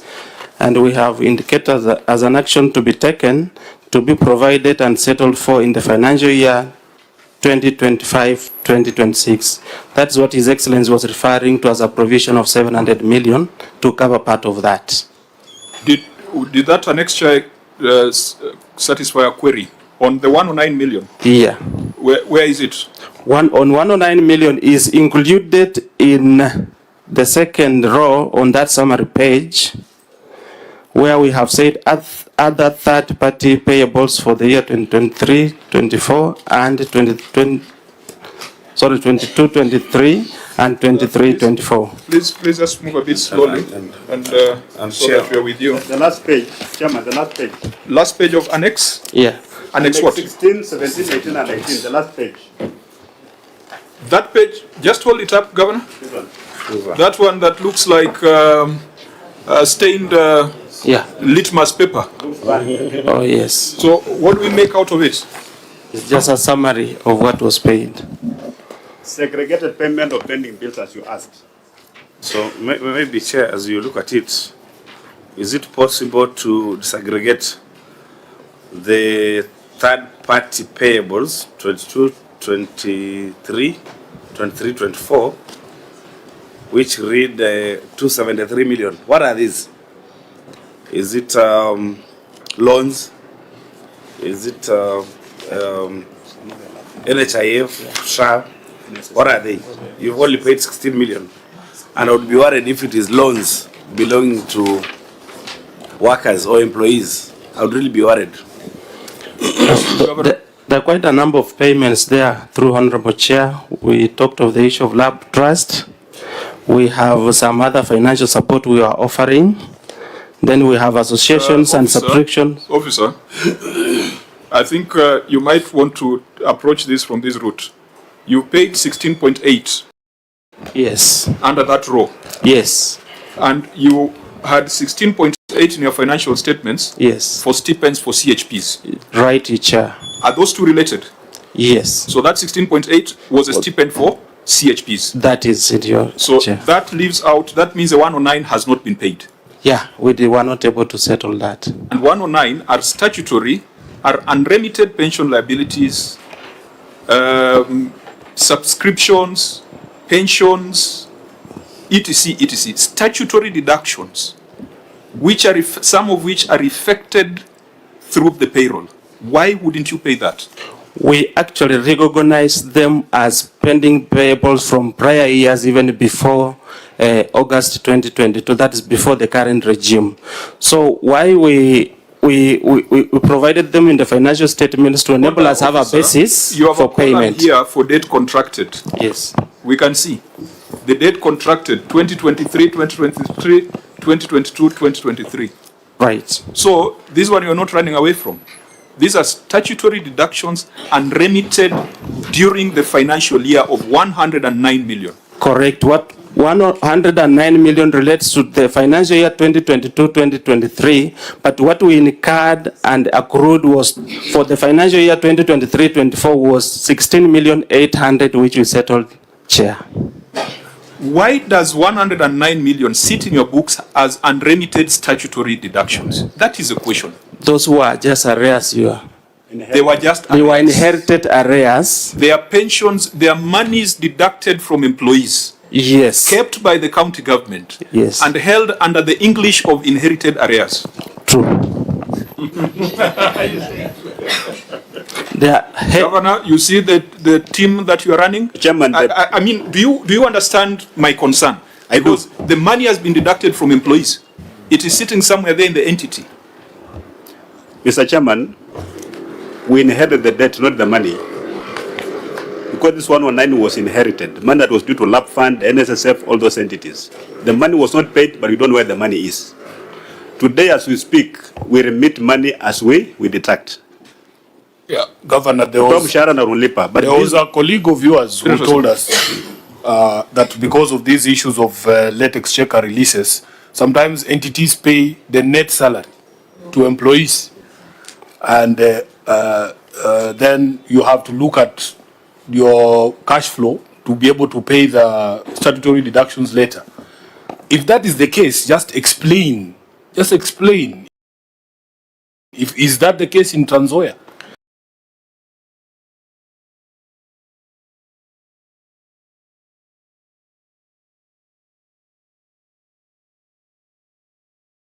In our case, that's not the case in Trans Nzoia. So what is the case? Well, how did the chair wants to know? So why I'm explaining this, Chair, is that for you to be able to set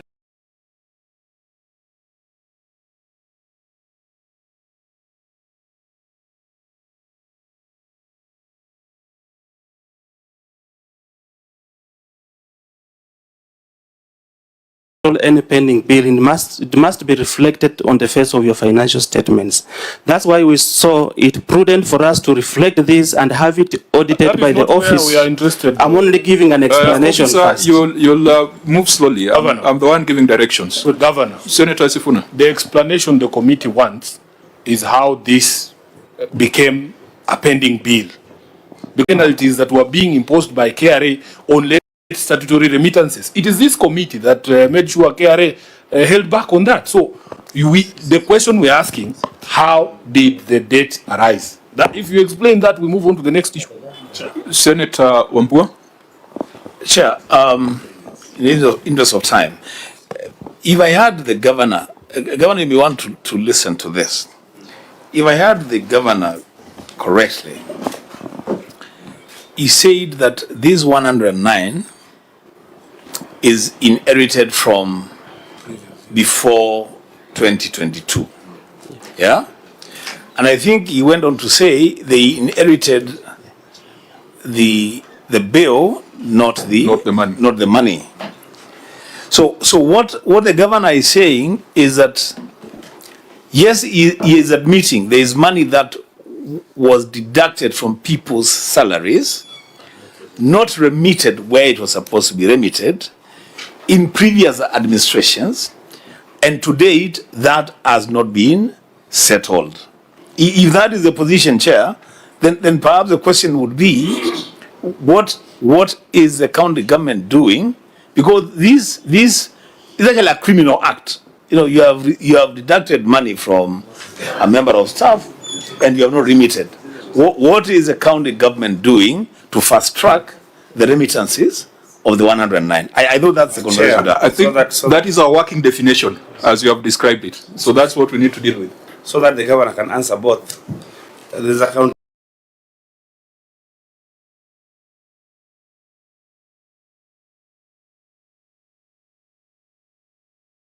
argument here that this might not be inherited debts.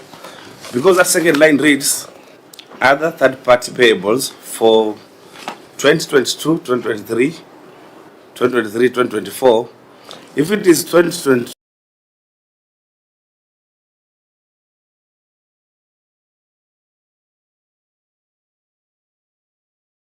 to 2023, that is the time Governor came into office. Yeah, beginning July 1, 2022. And there was no money released by Exchequer. I think in May and June, that money came to be released after elections. So this can't be inherited bills. Okay, yes. So you are varying the working definition. Senator Cherargei? Chair, thank you. You could not make photocopies for this committee, but in your payment in item number 311, LASEC Limited, order 186, you paid payment for purchase of 2 photocopiers worth 398,000. So, Governor, to tell this committee you could not photocopy because you don't have photocopiers is a story you can tell to Bart some other time. Chair, let me go to this on the issue. Says that I'm very keen in your management response. He said he's a truthful man. So I'm assisting him in finding truth.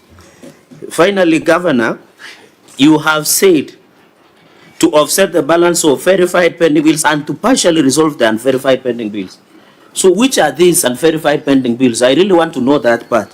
Because I have agreed you have you have given us, and I've looked at your financial statements as by your chief officer has said, is you have 1.4 billion and you have brought down, including the financial, you have put around, is it 700 million to this financial year of 2025.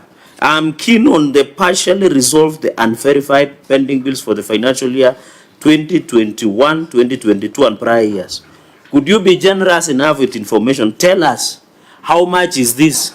Because you have been specific by budgeting 700 million, but you have not tell us how you intend to resolve partially unverified pending bills. And comes to my question, Governor, when you took office, did you do pending bills verification? And where is the report? And how much was verified pending bills? And how much was unverified pending bills? Chair, I yield. Governor? Yeah. Maybe by giving us your version of the working definition of the problem. 109 million, that's in our document. These are debts that were inherited, not just from the first regime of devolution, but all the way to the municipalities and county councils, including the LAP fund and so forth. That's the money that we inherited. So it's appearing in 2023 because we cannot really wish it away. We must put it here and find a way of dealing with it. But as I've said, currently we detect and we rebate. We are very current. You can confirm this one even with the CPF. That's what we are doing. Number two, we've got machines. The chairman, we have machines. True, we bought. We're talking about consumables. You can have a printer, then the photocopier have got no paper. It's of no use. That's the problem I'm talking about. They don't have finances at the moment. That's why we've got to run into problems in terms of producing these documents. Now, we're talking about the unverified pending bills. When we came into office, like any other responsible government, we had the assumption of office committee, and one of the things they were looking at was the pending bills. And the figure went to almost about 1.2 billion shillings. And it kept on mutating and increasing. What we did, we formed a committee that was chaired by the former Auditor General, Dr. Edward Oko. He came up with a report that classified eligible and ineligible pending bills. But I think some people who found themselves on the list of ineligible ones rushed to court. And the court, in this opinion, felt that Mr. Uko was actually not verifying pending bills, that he was doing audit, which we disagreed with. We disagreed. And that's why we formed our own pending bills verification committee that has been working. We have been able to reduce that figure from that 1.2 billion. We are coming down. We believe by the time we are done, we'll have a figure that we can really defend. And that's why we've made a provision of 700 million in the current budget, knowing that the pending bills, actually pending bills are about 441 million. But we know you're going to have the inherited pending bills that also need to be paid because this work was done by our own people in Trans Nzoia, and they've been asking for their money. That explained and verified because we have not yet concluded the verification process. We believe we're going to conclude it during this financial year. If there'll be any money left pending or as an extra from the provision, then of course it's going to be applied to other needed things within the county. Senator Sifuna and then Controller of Budget may have stepped out. Maybe I'll toss this to the Treasury to tell us how statutory deductions should be treated, because last week we were told that recovery of interest is the first of all first charges. And why should we be raising requisitions, disbursements for settlement of other matters when statutory deductions prescribed in law are being done in the county but not being remitted to the relevant bodies? I think you need to advise us on that, because this 109, whether it was of defunct authorities of yesterday or today, there must be a commitment on its settlement. Senator Sifuna. Mr. Chairman, if you indulge me, I completed. I'd forgotten something on that 109. I think the senators, view is the same explanation we get from Trans Nzoia, that because of insufficiency of funds, people are just being paid net salaries. Paid net salary, and therefore these other deductions, actually the money was not being deducted, so it was not that because the funds were not sufficient. So you just pay a salary, and then all these other deductions, including even pay as you earn. People are not paying, and that's why sometimes we get even penalties from KRA. As I said, we're not running out from this. Do you agree with that explanation? I do. How do you agree with this? Because when you make requisitions from the control of budget, your requisition gross. This is current, Mr. Chairman. We're talking about municipal councils and county councils. They were just paying net because the funds were not sufficient. So you'll assume that actually they deducted the money for LAP fund, when indeed they did not deduct the money. Senator Sifuna? Mine is a very small, curious observation. Governor, this is Annexure 17. When I look at the first page and the second page, there's a lot of women groups who are doing business with your county. You can count almost 20 on this page too. From Bicholwa to Rambisia to Kendelesia, I can see a lot of women groups. What is the story in Trans Nzoia? Very briefly. No, we need to learn from other people. What is the story, Governor?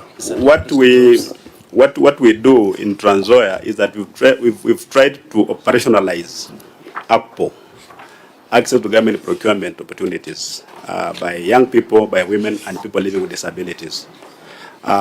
They form groups, and those groups we give them company names. Through, of course, Huduma centers, they are given company names to trade with the county government.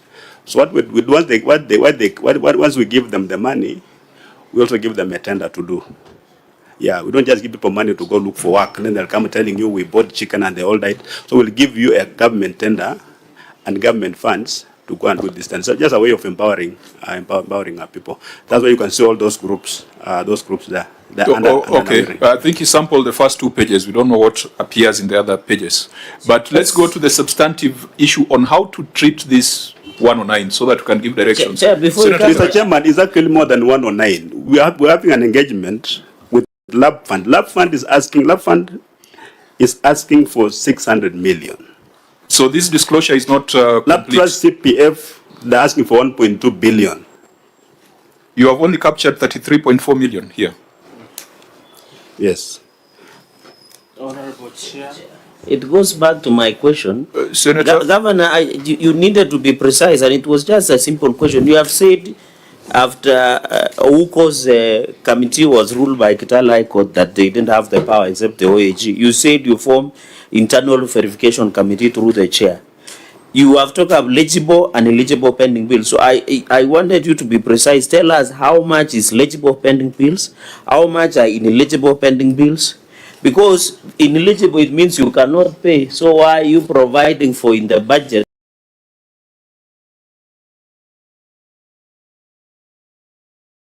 of 700 million, yet you come back and you say what we are sure of is 241 million that is pending. So give us the global figure that these are eligible pending bills that I form and these are ineligible.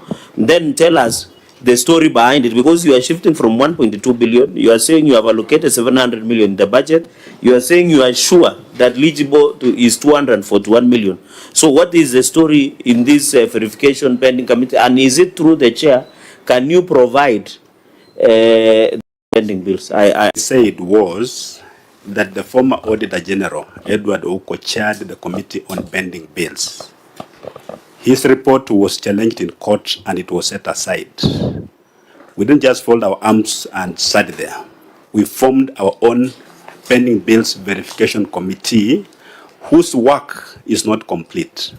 But we are hoping it's going to end this financial year. And if it does, we should have some money on the budget to start settling those pending bills. That's why other than the 441 million. Governor, Senator, what's your Chair, maybe I just wonder to how long has been this internal committee been operating? Okay, let's allow the governor to respond. I hope we could make very brief responses so that we can go to other issues. Thank you very much, Chair. The governor has delegated to me the responsibility to respond on that. The internal verification committee was set in July 2024. And part of the term of reference is actually to look at the available documentation in line with pending bills. Remember, for a bill to be eligible, it must have full documentation. So that is part of the terms of reference. Two, the committee is open even to third-party information. Honorable Chair, as we sit here, there are merchants and people who did business or provided service to the county government of Trans Nzoia who are not even within our knowledge, because when we took over office, we did not have documentary evidence to indicate this is how much they are claiming from us. So part of that, on the TOR, they also receive information because some of them even go to court, secure court decrees to have them paid. So once that is done, we now subjected to the internal verification committee to verify whether internally this debt was incurred or not. So for us to be here and indicate that actually we have a definite figure might not be at this moment, because we don't know even who is coming tomorrow to present information on claiming anything to be paid from Trans Nzoia County. Thank you, Chair. Unfortunately, are you a member of the institute? Yes, sir.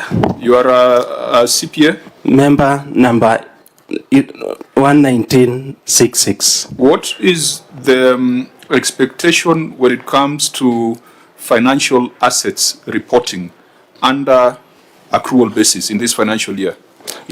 We have to ensure we disclose.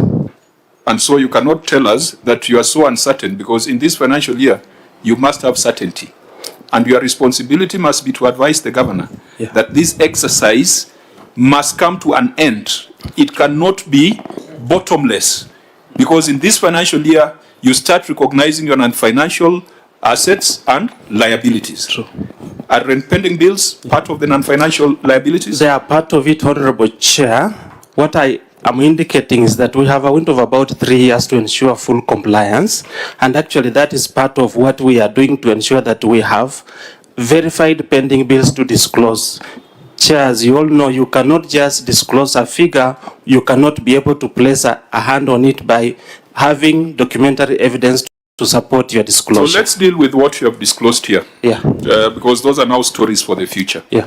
You have disclosed that you had 109 million as statutory deductions. Yes. The governor disputes that. He believes it's a higher figure. But let's go with your disclosure. Where is this money in your payment plan? We have indicated, Chair. We have a payment plan. Where is it? On the Annex 16, 17, and 18, we have a payment plan there. So, for example, can you just show us the entry where you are now remitting to, because they include even contributions to the car and mortgage scheme of 20 million. Yeah. That was not there before devolution, so that is a present problem. They include transfers to Trans Nzoia County receive of revenue. I wonder how that then sits in the other pending payables. So have you demonstrated how you are paying this 109, or you are still disputing it? No, we have demonstrated in the plan. Where? Chair. Page what? Row what? Column what? And we can be able to check through. I hope we'll have time, Chair, but allow us time National to verify Treasury. and give you. Treasury, statutory deductions, because they are deductions that are directed by law. Do we have this luxury that the county is indulging in? That they can take whatever time they need and pay whenever they want to pay? Thank you, Chair.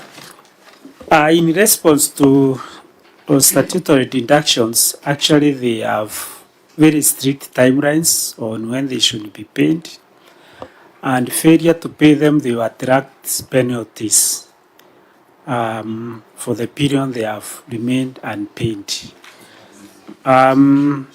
Regarding the pending bills, now that I am on the mic, I would advise the county government that the pending bills that they know for sure, they should disclose them.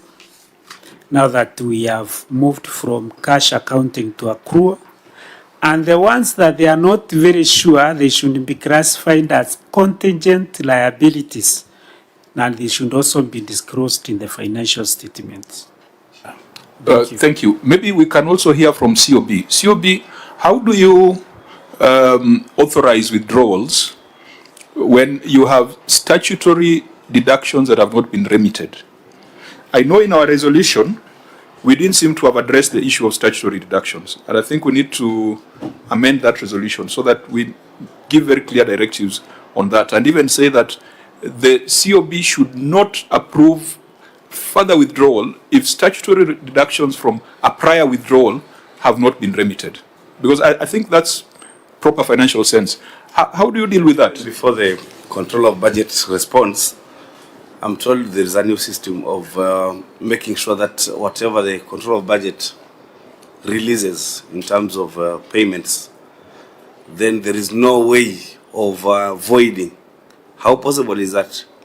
That if it is statutory deductions, then the statutory deductions must go where they're supposed to be. How is it? COB? Thank you, Chair. Now, when counties come to requisition funds, they usually requisition the gross amount. The gross amount will include all the statutory deductions. So at no point does the county requisition a net. So it is expected that counties once request for the gross amounts, that they will deduct and remit the deductions, statutory deductions, including sometimes where we have check-off loans from staff. So when a county fails to remit those deductions that have been requested, then that is an injustice even to the employees. It's Is like it an injustice or it's an offense? it's an offense because it's So like it's criminal. you are stealing from them. Chair. Senator Ombo. Chair, you know, there's one thing that we seem to be forgetting, I don't know. So if the deductions were not made in the first place, are they still valid pending bills? Because if then the position is that at some point these counties, these entities, whether municipalities or county councils, if they were paying net of the salaries, are we saying that the county is owed? Because the collection and remittance of statutory deductions, counties are acting as agents of KRA. They are collecting on behalf of KRA. So if they have not collected, is it a pending bill? In fact, Chair, just to jog the memory of the committee, the reason why KRA was amenable to the request by this same committee to waive those penalties on late remittances was because they acknowledged that the problem is with the national government. And the question, Chair, back then was, you have a national treasury here, which is responsible for disbursement of money. It disburses money late, counties get into these problems. Then another national agency called KRA is imposing a penalty on late remittances. And that is how they were able to say, this is something we are willing to look at. This was a former CS for Treasury, who was before this committee. So there is that angle that also needs to be considered, in my view. Chair. Reverend from the Treasury, and then Vice Chair. Okay, thank you, Chair. I want to put to into record that the National Treasury eventually pays all the money that is due to the county government. That is by law. We have to remit all the money that is due to the county government. So probably it's an issue of delay or the timing difference, but all in all, eventually the National Treasury is obligated by law to pay all the money that is due to the county government. And therefore, if they did not deduct, there is no way they can say they did not deduct and that employee earned a salary. The employee earned a salary plus the statutory deductions. So as this committee make a deliberation on this matter,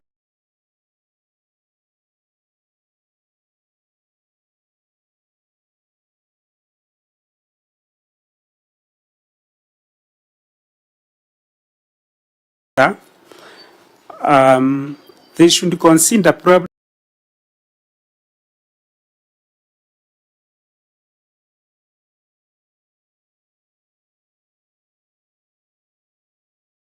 the timing difference, but the aspect of the National Treasury not remitting the money is not there. I think, Reverend, as a man of God, surely, you are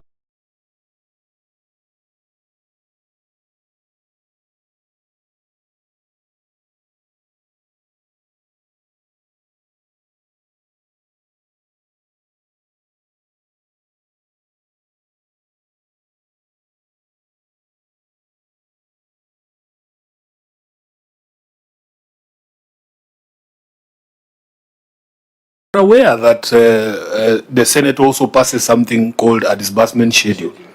There's a reason why the law requires a disbursement schedule. You cannot say eventually we will pay. Who plans with such government's approach to start incurring interest? You just borrow what is sufficient to pay the net salaries of the staff. So this is something we are aware of, Chair. Now, there's a substantive audit finding. Just look at it so that we tick it off, so that we can establish whether this is a current that was satisfied, because you had queried 923 million of statutory dues that were non-remitted. I think it's the General's report, non-remittance of statutory dues.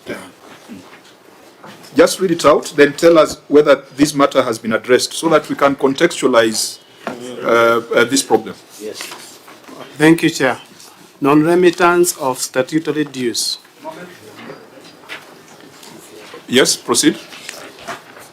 Analysis of the payroll shillings 343,282,390 and National Hospital Insurance Fund NHIF statutory dues amounting to Kenya shillings 49,661,383, all totaling Kenya shillings 923,644,572.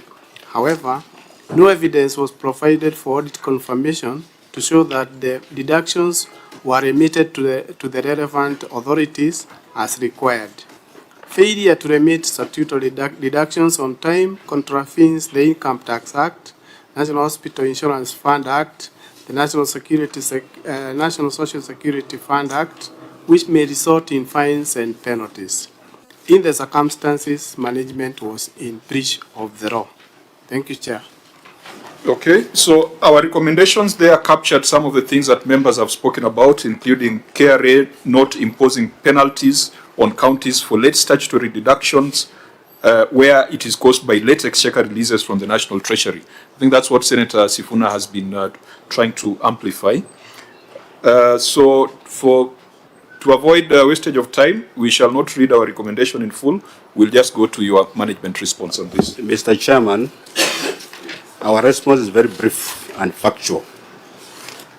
The payment for the statutory deduction was provided, that evidence was provided during the audit exercise as tabulated in the table. I want to confirm that Trans Nzoia, we are current. Every single cent that we deduct, we remit.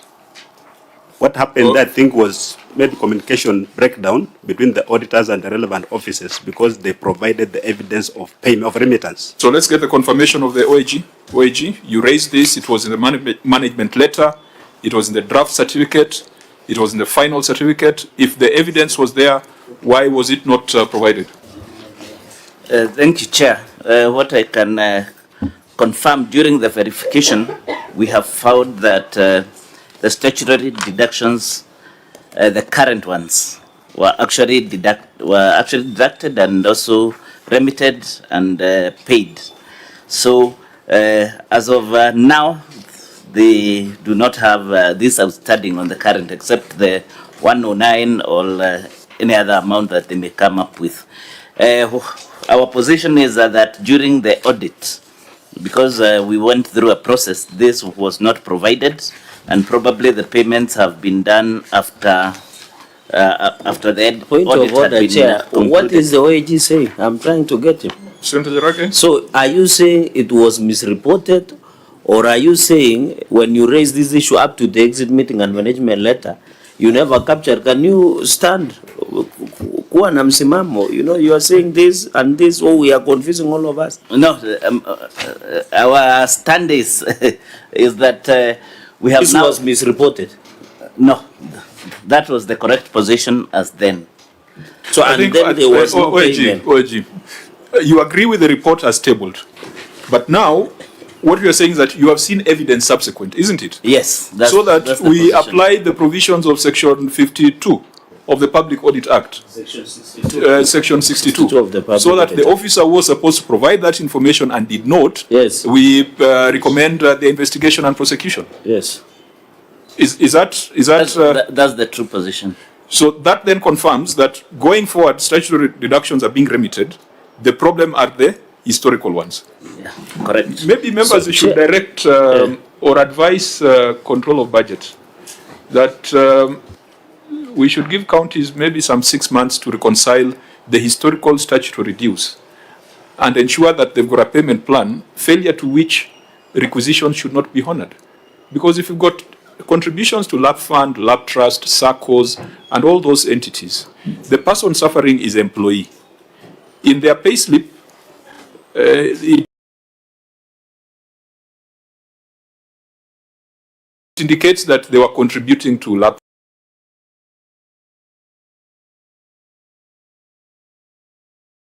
Fund or LAP Trust. But when they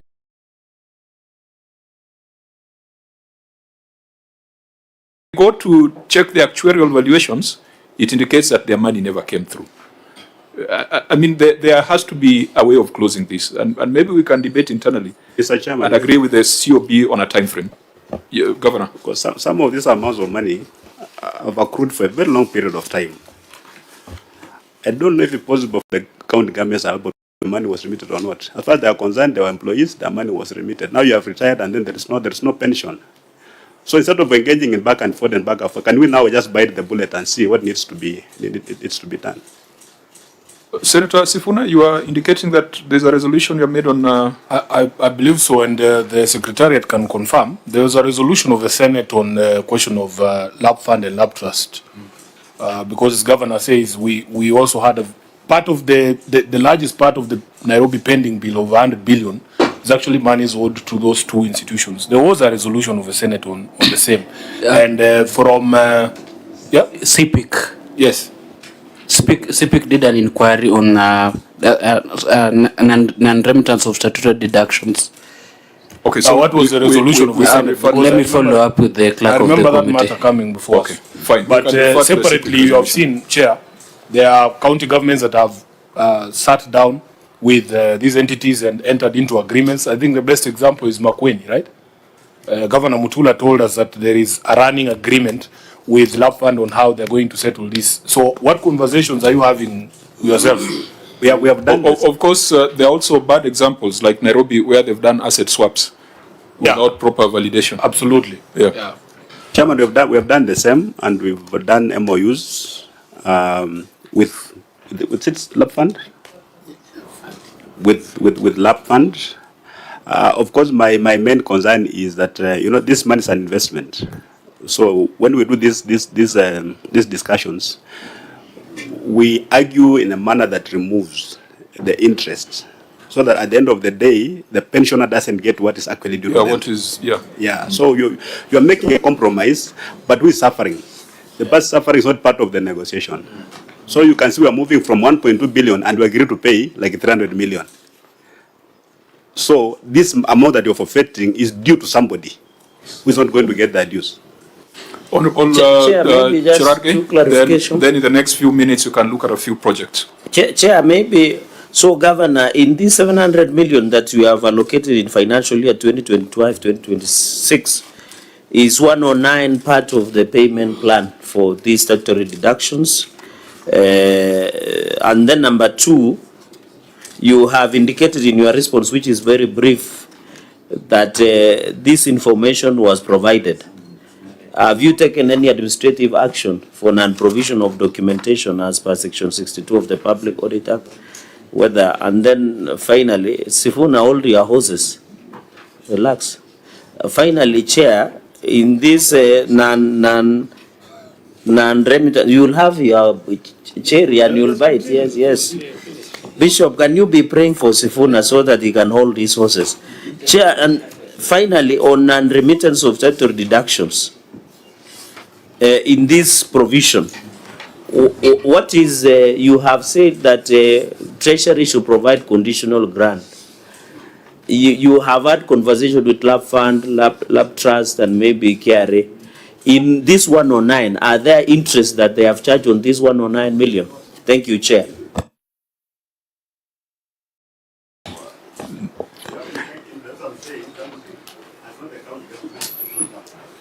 Please have your mic on so that you're on record. Yeah, I'm saying interest, actually that when we discuss this, the interest actually compounded. So we discussed, they should compound interest, we remove all the interest. But that's the money that's due to pension, to the pensioner. So it's not the county government losing or the Lab Fund losing, it's actually the pensioner who is losing. That's why I thought maybe if the government can find another way of cushioning this people, because the people who have worked for government, they've retired, now they're having very many non-communicable diseases, and then they need money. At the end of the day, we are telling them, your money was not remitted. Okay. On the issue of 700 million. On the issue of failure to provide the documents for remitted funds, Mr. Chairman, will have to guide here, because it's not becoming an issue that you gave, you didn't give. You gave, we didn't give. Because my officers are saying we gave the documentation. No, that's why we are saying it shall be investigated. Yes. Yeah, so action will only be taken after investigation. Yes. Yeah, maybe clarify, Governor, on this 700. So are you intending to pay? Okay. Yeah. The 700 million is provided for in the current budget, 25-26, to sort out the verified pending bills that are known. We've paid partly 993 million. There's about 441 million that have not paid. The 700 million is going to pay part of that, all of that, 441. And then we said the unverified pending bills, most of them which were inherited, we're going to verify them. If they are more than the balance, then we're going to make a provision for 2026-27. If they are less, then the saving will go to other county government activities. I'm just curious. That 700 million is for 2025-2026. Yes. What is your development budget for that financial year? I need a budget. Just a figure. Please, let's move quickly. By 2:30, the speaker will be requiring us in the House. What percentage?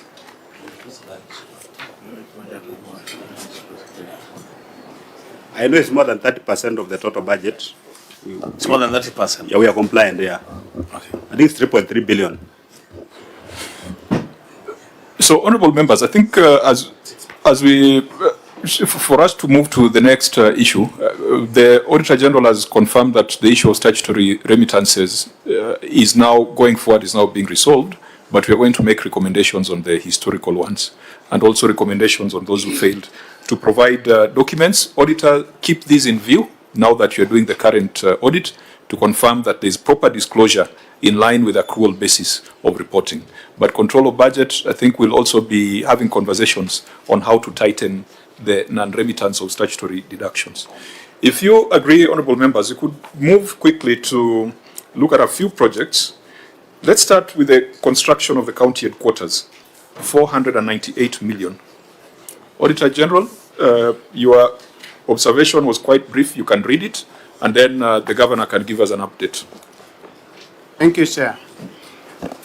In complete construction of the county's headquarters, the county executive awarded a local contractor the contract to construct the Trans Nzoia County headquarters at a contract sum of Kenya shillings 498,835,545 on 29th June 2023 for a period of 56 weeks.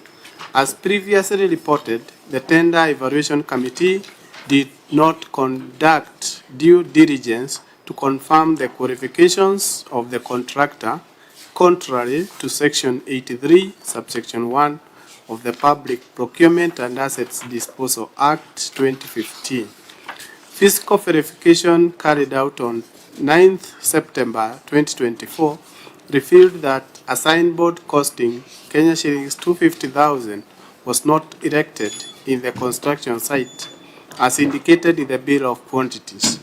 The project had reached 60th floor and construction on the helipad was ongoing at approximately 63% complete.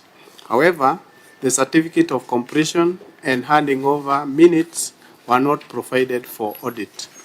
In the circumstances, the value for money on the expenditure incurred on the project could not be confirmed. Thank you, Chair. Governor, you may take us to the page where your response is contained. Page 49, Mr. Chairman.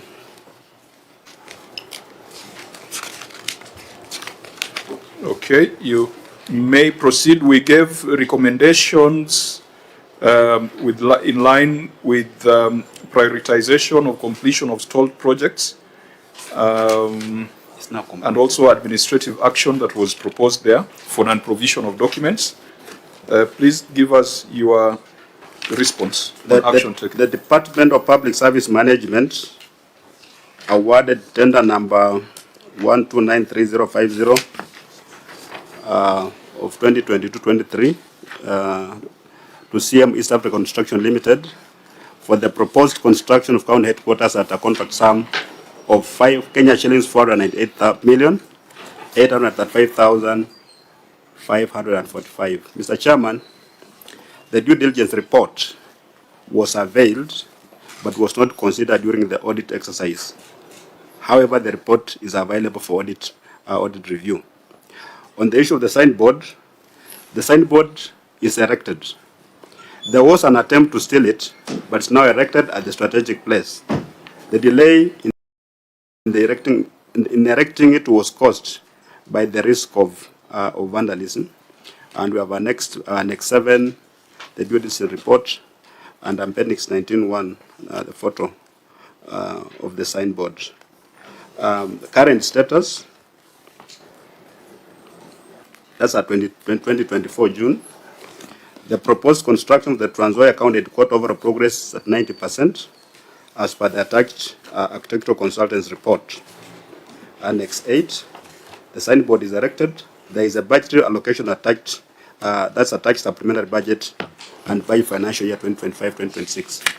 Mr. Chairman, I can confirm that the project is now complete and we are moving in. This was a greenfield. It's not an inherited stall project. No.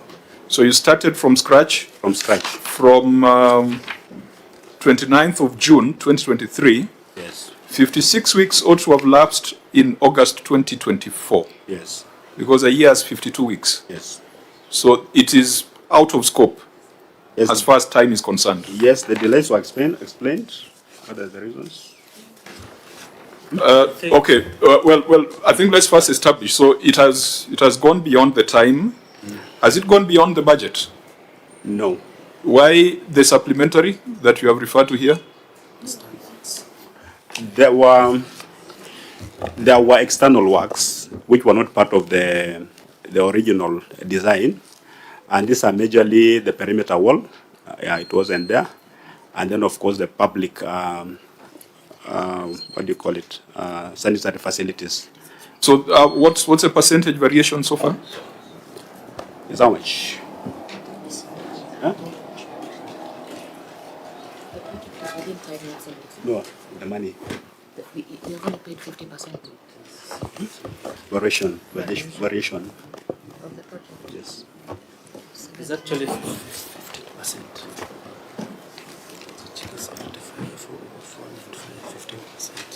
It's actually 15%. 15% variation? Yes. Project is at 90%? It's now complete. It is complete as we speak? Yes. The 90% here? That was for 2024, the financial year. Was for 2024? Yes. So, Auditor, the two things you had flagged was due diligence report and signboard. So, did you get the due diligence report? This is the difficulty we always find ourselves in with regard to documents not provided during the audit, that even if they are provided later on, their authenticity cannot be confirmed. But I confirm, yes, we have received that due diligence report. We have reviewed it. We have also confirmed that the signboard has been put. I think the only issue is the building is now under occupation. However, I think it's only having a certificate of partial completion. Thank you, Chair. Yes, you see, is this a matter that is part of your investigations? Yes, Chair, this is a matter that is part of our current investigations. Okay. Honorable members, Senator Cheragi. Governor, if you are saying that the county headquarters is complete, one is that you say there's a variation of 15%. Is it inclusive of this 499 million approximately? And then number two, if you are saying the county headquarters is complete, I saw in some media outlets that you have already occupied. And the OAG is saying you have partial certificate of completion. Why would you occupy a building that is one, you don't have a certificate of occupation by Public Works? Number two, is there occupation certification? Is the building insured just in case of liability? So tell us on the 15% variation, the occupation, whether all documents are attached here, because I'm trying to look at Annex 7 is only due diligence and erections of the signboard. And if it is not complete, is there a budgetary allocation? Because I can see from due diligence report that you have provided. That will be my last question on the, just a moment, on this. You have said in, this one was due diligence report, Chair, for the proposal of Trans Nzoia, this was 100 million. And whether these 3 years financial review period has been done. So can you provide that? And Governor, having served previously, I thought it is important to follow law. Even if there was an agency of occupying an office, even this building, I remember when Bunge Towers was being inaugurated, one of the critical important aspect was certificate of occupation provided by Public Works, because from the information from the OAG, when during our brief, Chair, there is no insurance cover for the building. So can you highlight, maybe you have it, but it's not here, so that we can get that clarity? This signboard looks very ordinary. How it is costing 250,000, I don't know. And then secondly, why would somebody want to steal it? Is it made of gold? I mean, why would you steal this? I mean, so just tell us the story around that that billboard. You want the governor to speak on behalf of thieves? Chair, you say that there's somebody who wanted to steal it. I mean, it looks. Yeah, I mean, it's a very curious response on record. Governor. Mr. Chairman, I think the issue of the signboard, the cost was in the BQ. So maybe the auditors need to make a determination whether it was worth it. But I think you follow the specification of that signboard. It may look like that because you know it's just a photo. Maybe if you go to the ground, you can see something completely different. As to Senator Cherargei's issue, I don't know if you should respond, Mr. Chairman, because it's not an audit query. It's not an audit issue for 2024, 2023, 2024. No, when you come to Parliament, there is something called supplementary questions, so that is allowed. So if you don't have records or evidence to respond, you are also free to ask for. So by 2024, the year in question we had not occupied the building because it was not complete. It was at 90% complete. But as I've said, it's now complete, and we were asking for some indulgence from this committee so that we can even demonstrate it. Yeah, on the screen you see how it is. Because people may think that's just an academic exercise, some abstract thing.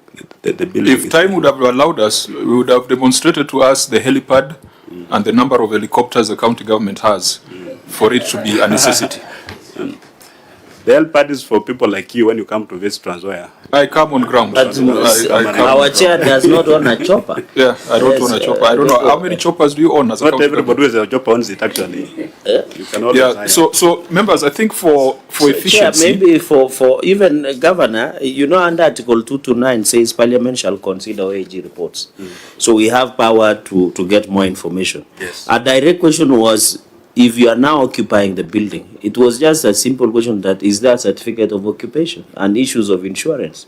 You and me know that, God forbid, if a liability occurs, you must show covered, and I think the OAG has never shown us.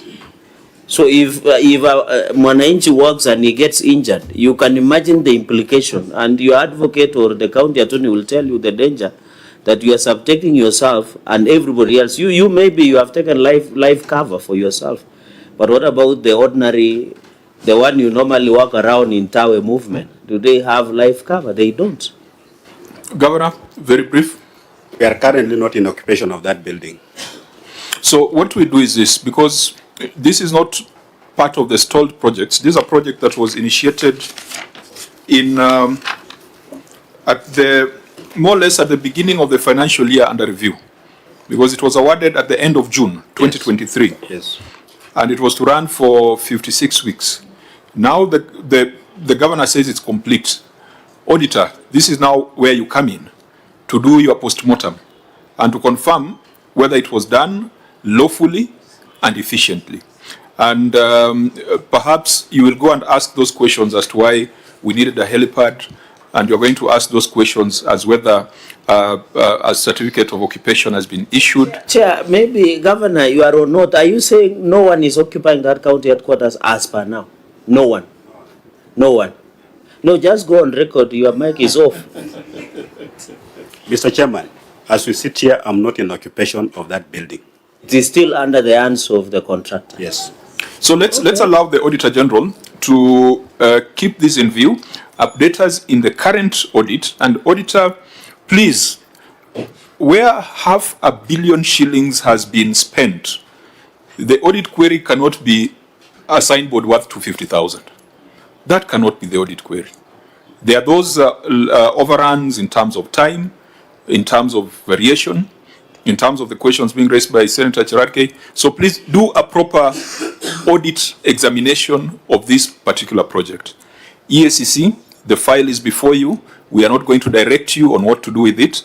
All we are asking for is that you speed up your investigations so that if there is malpractice, people should be prosecuted And if there isn't, also you need to tell us what the position is.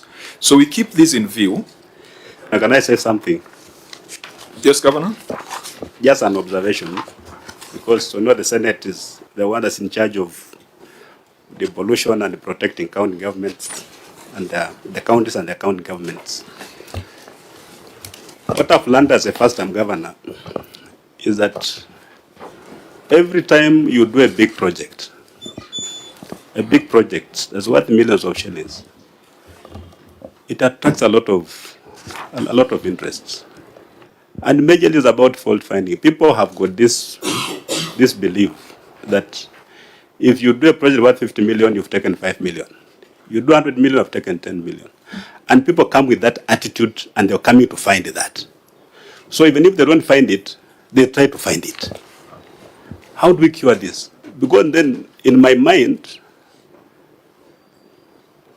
maybe going forward, we focus on these small little things and do many of them. Like, you know, you are doing roads, you are doing toilets, you are doing little things that nobody has got a big interest in. You know, I think I'm the only county government in Kenya today that has completed the county headquarters within the budget set by the control of budget. And even if I've extended time a little bit, it's not so much. The national government has been doing county headquarters for counties. Trans Nzoia was not part of it. We've used our own disbursements, our own source of revenue to do that. But the county government, the national government has been giving conditional grants to counties to do headquarters. Mine have done it within time. And you know, it's like it gives even a bad name. Because the moment you hear ESs are looming all over the place, coming, they're picking that, and not they're announcing to the whole world that we're investigating this. Why don't you investigate and then announce? Why do you announce and then start investigating? Because at the end of the day, you've already been persecuted in public. You must protect the stakeholders in this meeting. Yeah. ESCC is Let me finish first, because Governor. I made a disclaimer. Governor, I gave indications that in the next 16 minutes, whatever we discuss here will be null and void because the House will be in session. We have not made any adverse recommendation as a Senate on this matter. We have asked the Auditor General to review it to ensure it is lawful and effective. The ESCC on their own motion are doing investigations. It's not prompted by us. So let's allow these institutions to do what they are supposed to do. So that is with regards to... Chair, just for the record, because this is a House of Records, I want to state that if I heard the governor speak, he said that the Senate is a defender of counties and their governments. And he's raising concern that every time county governments set out to do big projects, there is some unnecessary interest created around those projects. And he's asking whether the option would then be to do small little things that attract no interest. And he has mentioned ESCC. It's not mentioned in bad light. He's just saying that why can't you investigate and announce the results of your investigations instead of announce to everybody that I want to begin investigations on this building and nothing comes out of it. I think it's a fair comment. I think Senator Wambua, we had the ESCC here 3 weeks ago. We discussed that, yes. And we gave them our thoughts, which are aligned to what the governor is saying. Yes. So let's not reopen the debate now. And for the information to Senator Wambua, who was in that meeting, part of the investigation of ESCC was on impressed by the MCS. Was it from your account? So it doesn't mean. So let's not reopen that. No, it was. Senator Cherargei, it was on record. I will. It has been no, it was not his county. It was Makueni. No, it was not the county. I think it was Makueni. So let's proceed. Let's proceed in this manner. Just a comment, just so that I conclude like Wambua, is that ESCC. I want to inform the governor because we had an honor of attending that meeting. That ESCC is investigating all issues. Chair. And if governor wants to make some comments, those are political statements. He can make it somewhere else. I'm very sure the governor was very clear on what one final word, please. I'm very sure he was very clear. It's not just ESCC alone. It attracts interest from all over, including DCI. Sometimes they're requesting for the same document. Yes, one seat, DCI one seat. You know, it's like a scramble for these things. Governor, they call it, it's par for the course. That comes with your territory, that comes with your position. I think the only thing we can subject to debate is a matter which we ourselves are referring to ESCC For example, the issue of on-source revenue, we have asked EACC to investigate for good reasons. So anything that EACC is doing in on their own motion, we cannot interfere with that. The next project is Natembeya Mother and Child Hospital, cumulative sum of 142 million. From the responses, the governor indicates that the projects have just been completed. If that is the case, then we can ask the Auditor General to keep them in view, because maybe there is information that the county has that was not there at the time of audit. The two issues, Natembeya Mother and Child Hospital, in complete construction. The responses that we are seeing here, we are seeing a certificate of practical completion. Auditor General, you can confirm that?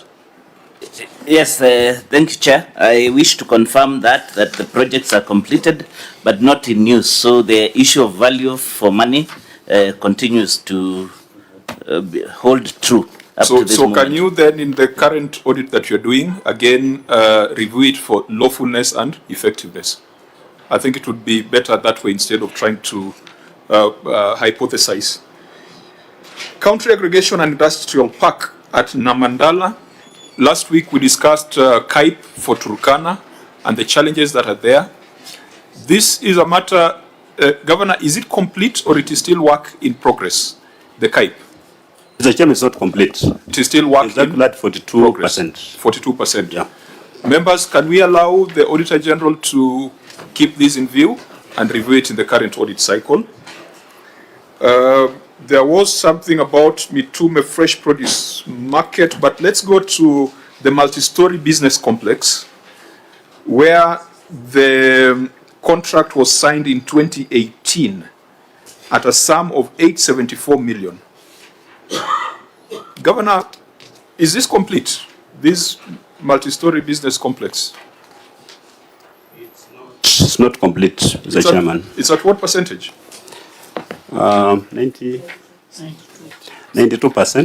So it has not changed since the audit, because at the audit it was at 92%. It hasn't, because I've got a problem with the contractor. We've paid all the IPCs, but the guest not on site. He has started making very outrageous claims, almost the equivalent of the contract sum, and he has taken the matter to arbitration. We are going to prosecute this matter. Honorable members, do we keep this in view? Chair, maybe just a comment.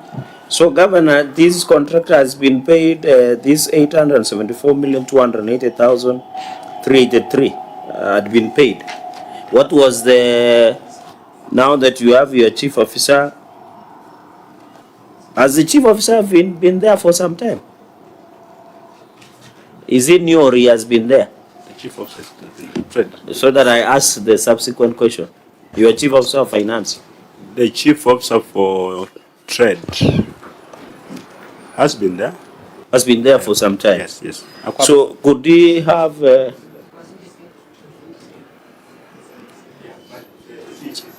CC? So this Governor or your CC, as this amount of 874,280,383 been paid, and maybe through the chair, what is the actual contract sum of this construction of multi-story business complex? And my final question, Chair, so that we exit, is that is there a variation? Because if the contractor is disturbed, I've looked at your responses, Governor, and you have indicated that the contractor has been very troublesome. So was there any variation? Why is the contractor in arbitration? Can you tell us the contract sum so that we know why the contractor has gone to arbitration, and if this 874 million has been paid? Those will be my three questions, Mr. Chairman.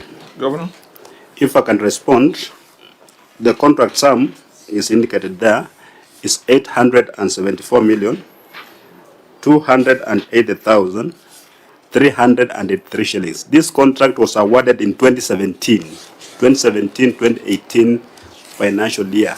This project has been around for more than 8 years now. And of course, when the contract asks for extension of time and is granted, it comes with with some costs. But the biggest challenge we have today is that the contractor has abandoned site and has gone to arbitration. So that's where the matter is now. Can you tell us how much has been paid on this contract, in this contract, sir? 874. How much has been paid? How much has been paid? How much has been paid out of this contract sum through the chair? All the contract sum has been paid. Okay. Less. I think just about 5 million has not been paid. So there was a variation of 5 million more. Because of what time, of extension of time, of course, comes with some costs. So, and the project is 92%? Yes. It doesn't look fair to the county because it should be around 96, 98%. Yeah, and because it's an outstanding of 5 million. I think I recall. Chair, maybe finally, with your indulgence, is EACC investigating this matter? Okay, thank you, Chair. Okay, so there could be a multifaceted approach, EACC and Auditor General also to keep it in view. The OAG recently made some comments that counties should ensure that they've got an exit clause in contracts. And that's why you have a project, you are stuck with a contractor from 2018 because the projects were not properly negotiated, the contract terms are not clear, and eventually you'll end up spending much, much more than the 874 million that has already been committed. The president promised 100 million when he came to Trans Nzoia. It whetted the appetite of the contractor and that money has not been given. So that's why we're having all these problems. I think presidential proclamation should not override procedural, propriety. So you still have a responsibility to deal with this, whether or not the president's promise will be delivered. So let's keep this in view. The next is Kenyatta Stadium, 657 million. Is it complete or not?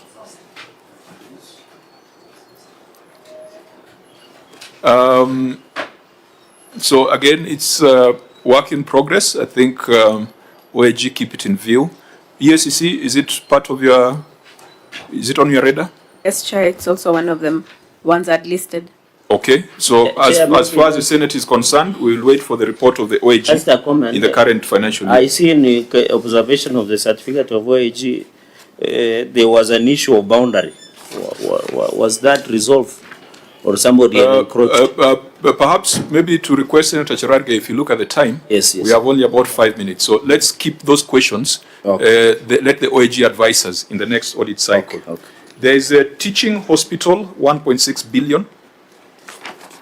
Was it under Is it complete, Governor? Since December 2018? Yes. To date? Yes. And again, litigation or? Yeah, the contractor again abandoned site a long time ago. He went to arbitration. So the matter is still pending. EACC, is this before you? The teaching and referral hospital? No, Chair. Okay. Chair, out of 1.6 billion, are you aware of any amount that has been paid for this? And number two, was it handed over? I've seen like here in Nyandarua, Chair, and Kakamega. Was it part of that was handed over or in partnership with national government? Thank you. No, this project was conceived by the county government of Trans Nzoia in 2018. It has got different phases. I think that what is remains phase 3. So how much has been paid out of 1.6 billion so far? 1.5? 1.6 because it says the contract sum. Sorry, it says the contract sum is 1.6 billion. The Auditor General has reported on it, says 98% has been paid. Yes. 1.57 billion. That's 1.5 billion. Yeah. Is the work done 98%? No. If there was any project that EACC should be investigating, it's this one. It is the one that you are not investigating. I am giving directions as a chair. EACC, Then he can volunteer information to EACC, in addition to the OSR matter, yes, please, this particular matter must also be under your radar. Because it cannot be acceptable that a contract of 1.6 billion, 98% is paid and it is not complete. And how many percent of the project? With 98%, you could be using a corner of the hospital. Yes. Surely, with 1.57 billion paid. So let's escalate this to EACC let's ask the Auditor General to give us a comprehensive report on this matter. If you look at Trans Nzoia, it's littered with projects. Some are historical and stalled, and some are current. I'm glad that 2 of the current ones that we have reviewed indicates that they are complete. So there seems to be a problem with the historical projects. Yeah. Perhaps as we had resolved to visit Turkana, I think Turkana, Trans Nzoia, West Pokot are easily, they are within the same circuit. So perhaps when we are doing our county visit plan, we can do Turkana, do Trans Nzoia, see the success stories, but also take note of the stalled projects that require serious intervention. So I think that is our resolution, that as much as the OAG is keeping it in view, the EACC is doing investigations. Senate will also organize itself to come and visit some of these projects. A few issues we have not dealt with. I think we'll take the written responses and make recommendations. And when we eventually come to Trans Nzoia, we will give final declarations on any other matter that we have not dealt with. Honorable members, if there is any matter in closing, otherwise we would allow the governor to make his closing remarks. Just one comment, Mr. Chairman. When we were on the receipt of revenue, we gave a disclaimer that I'm just popular, but it's not demonstrated. I think my popularity is demonstrated, and I cannot be judged by what happens just in one small section called the receipt of revenue. Of course, I was the first one to admit that we've got problems there, and I've actually called upon this committee of the Senate, maybe to share experiences from the other counties, how they've managed to deal with the problem of revenue leakages by staff. Because in my mind, I believe every revenue payer in Trans Nzoia pays. That one I can really guarantee. But where does the money end up? Not all of it ends up in where it's supposed to end us. Otherwise, I want to thank you for giving us the opportunity to again demonstrate that devolution is working. Thank you, Chair. Thank you. The time will not allow us to say much. We wish you a safe journey. We'll organize ourselves to come and visit. And please make sure that these toll projects, you find a solution to it.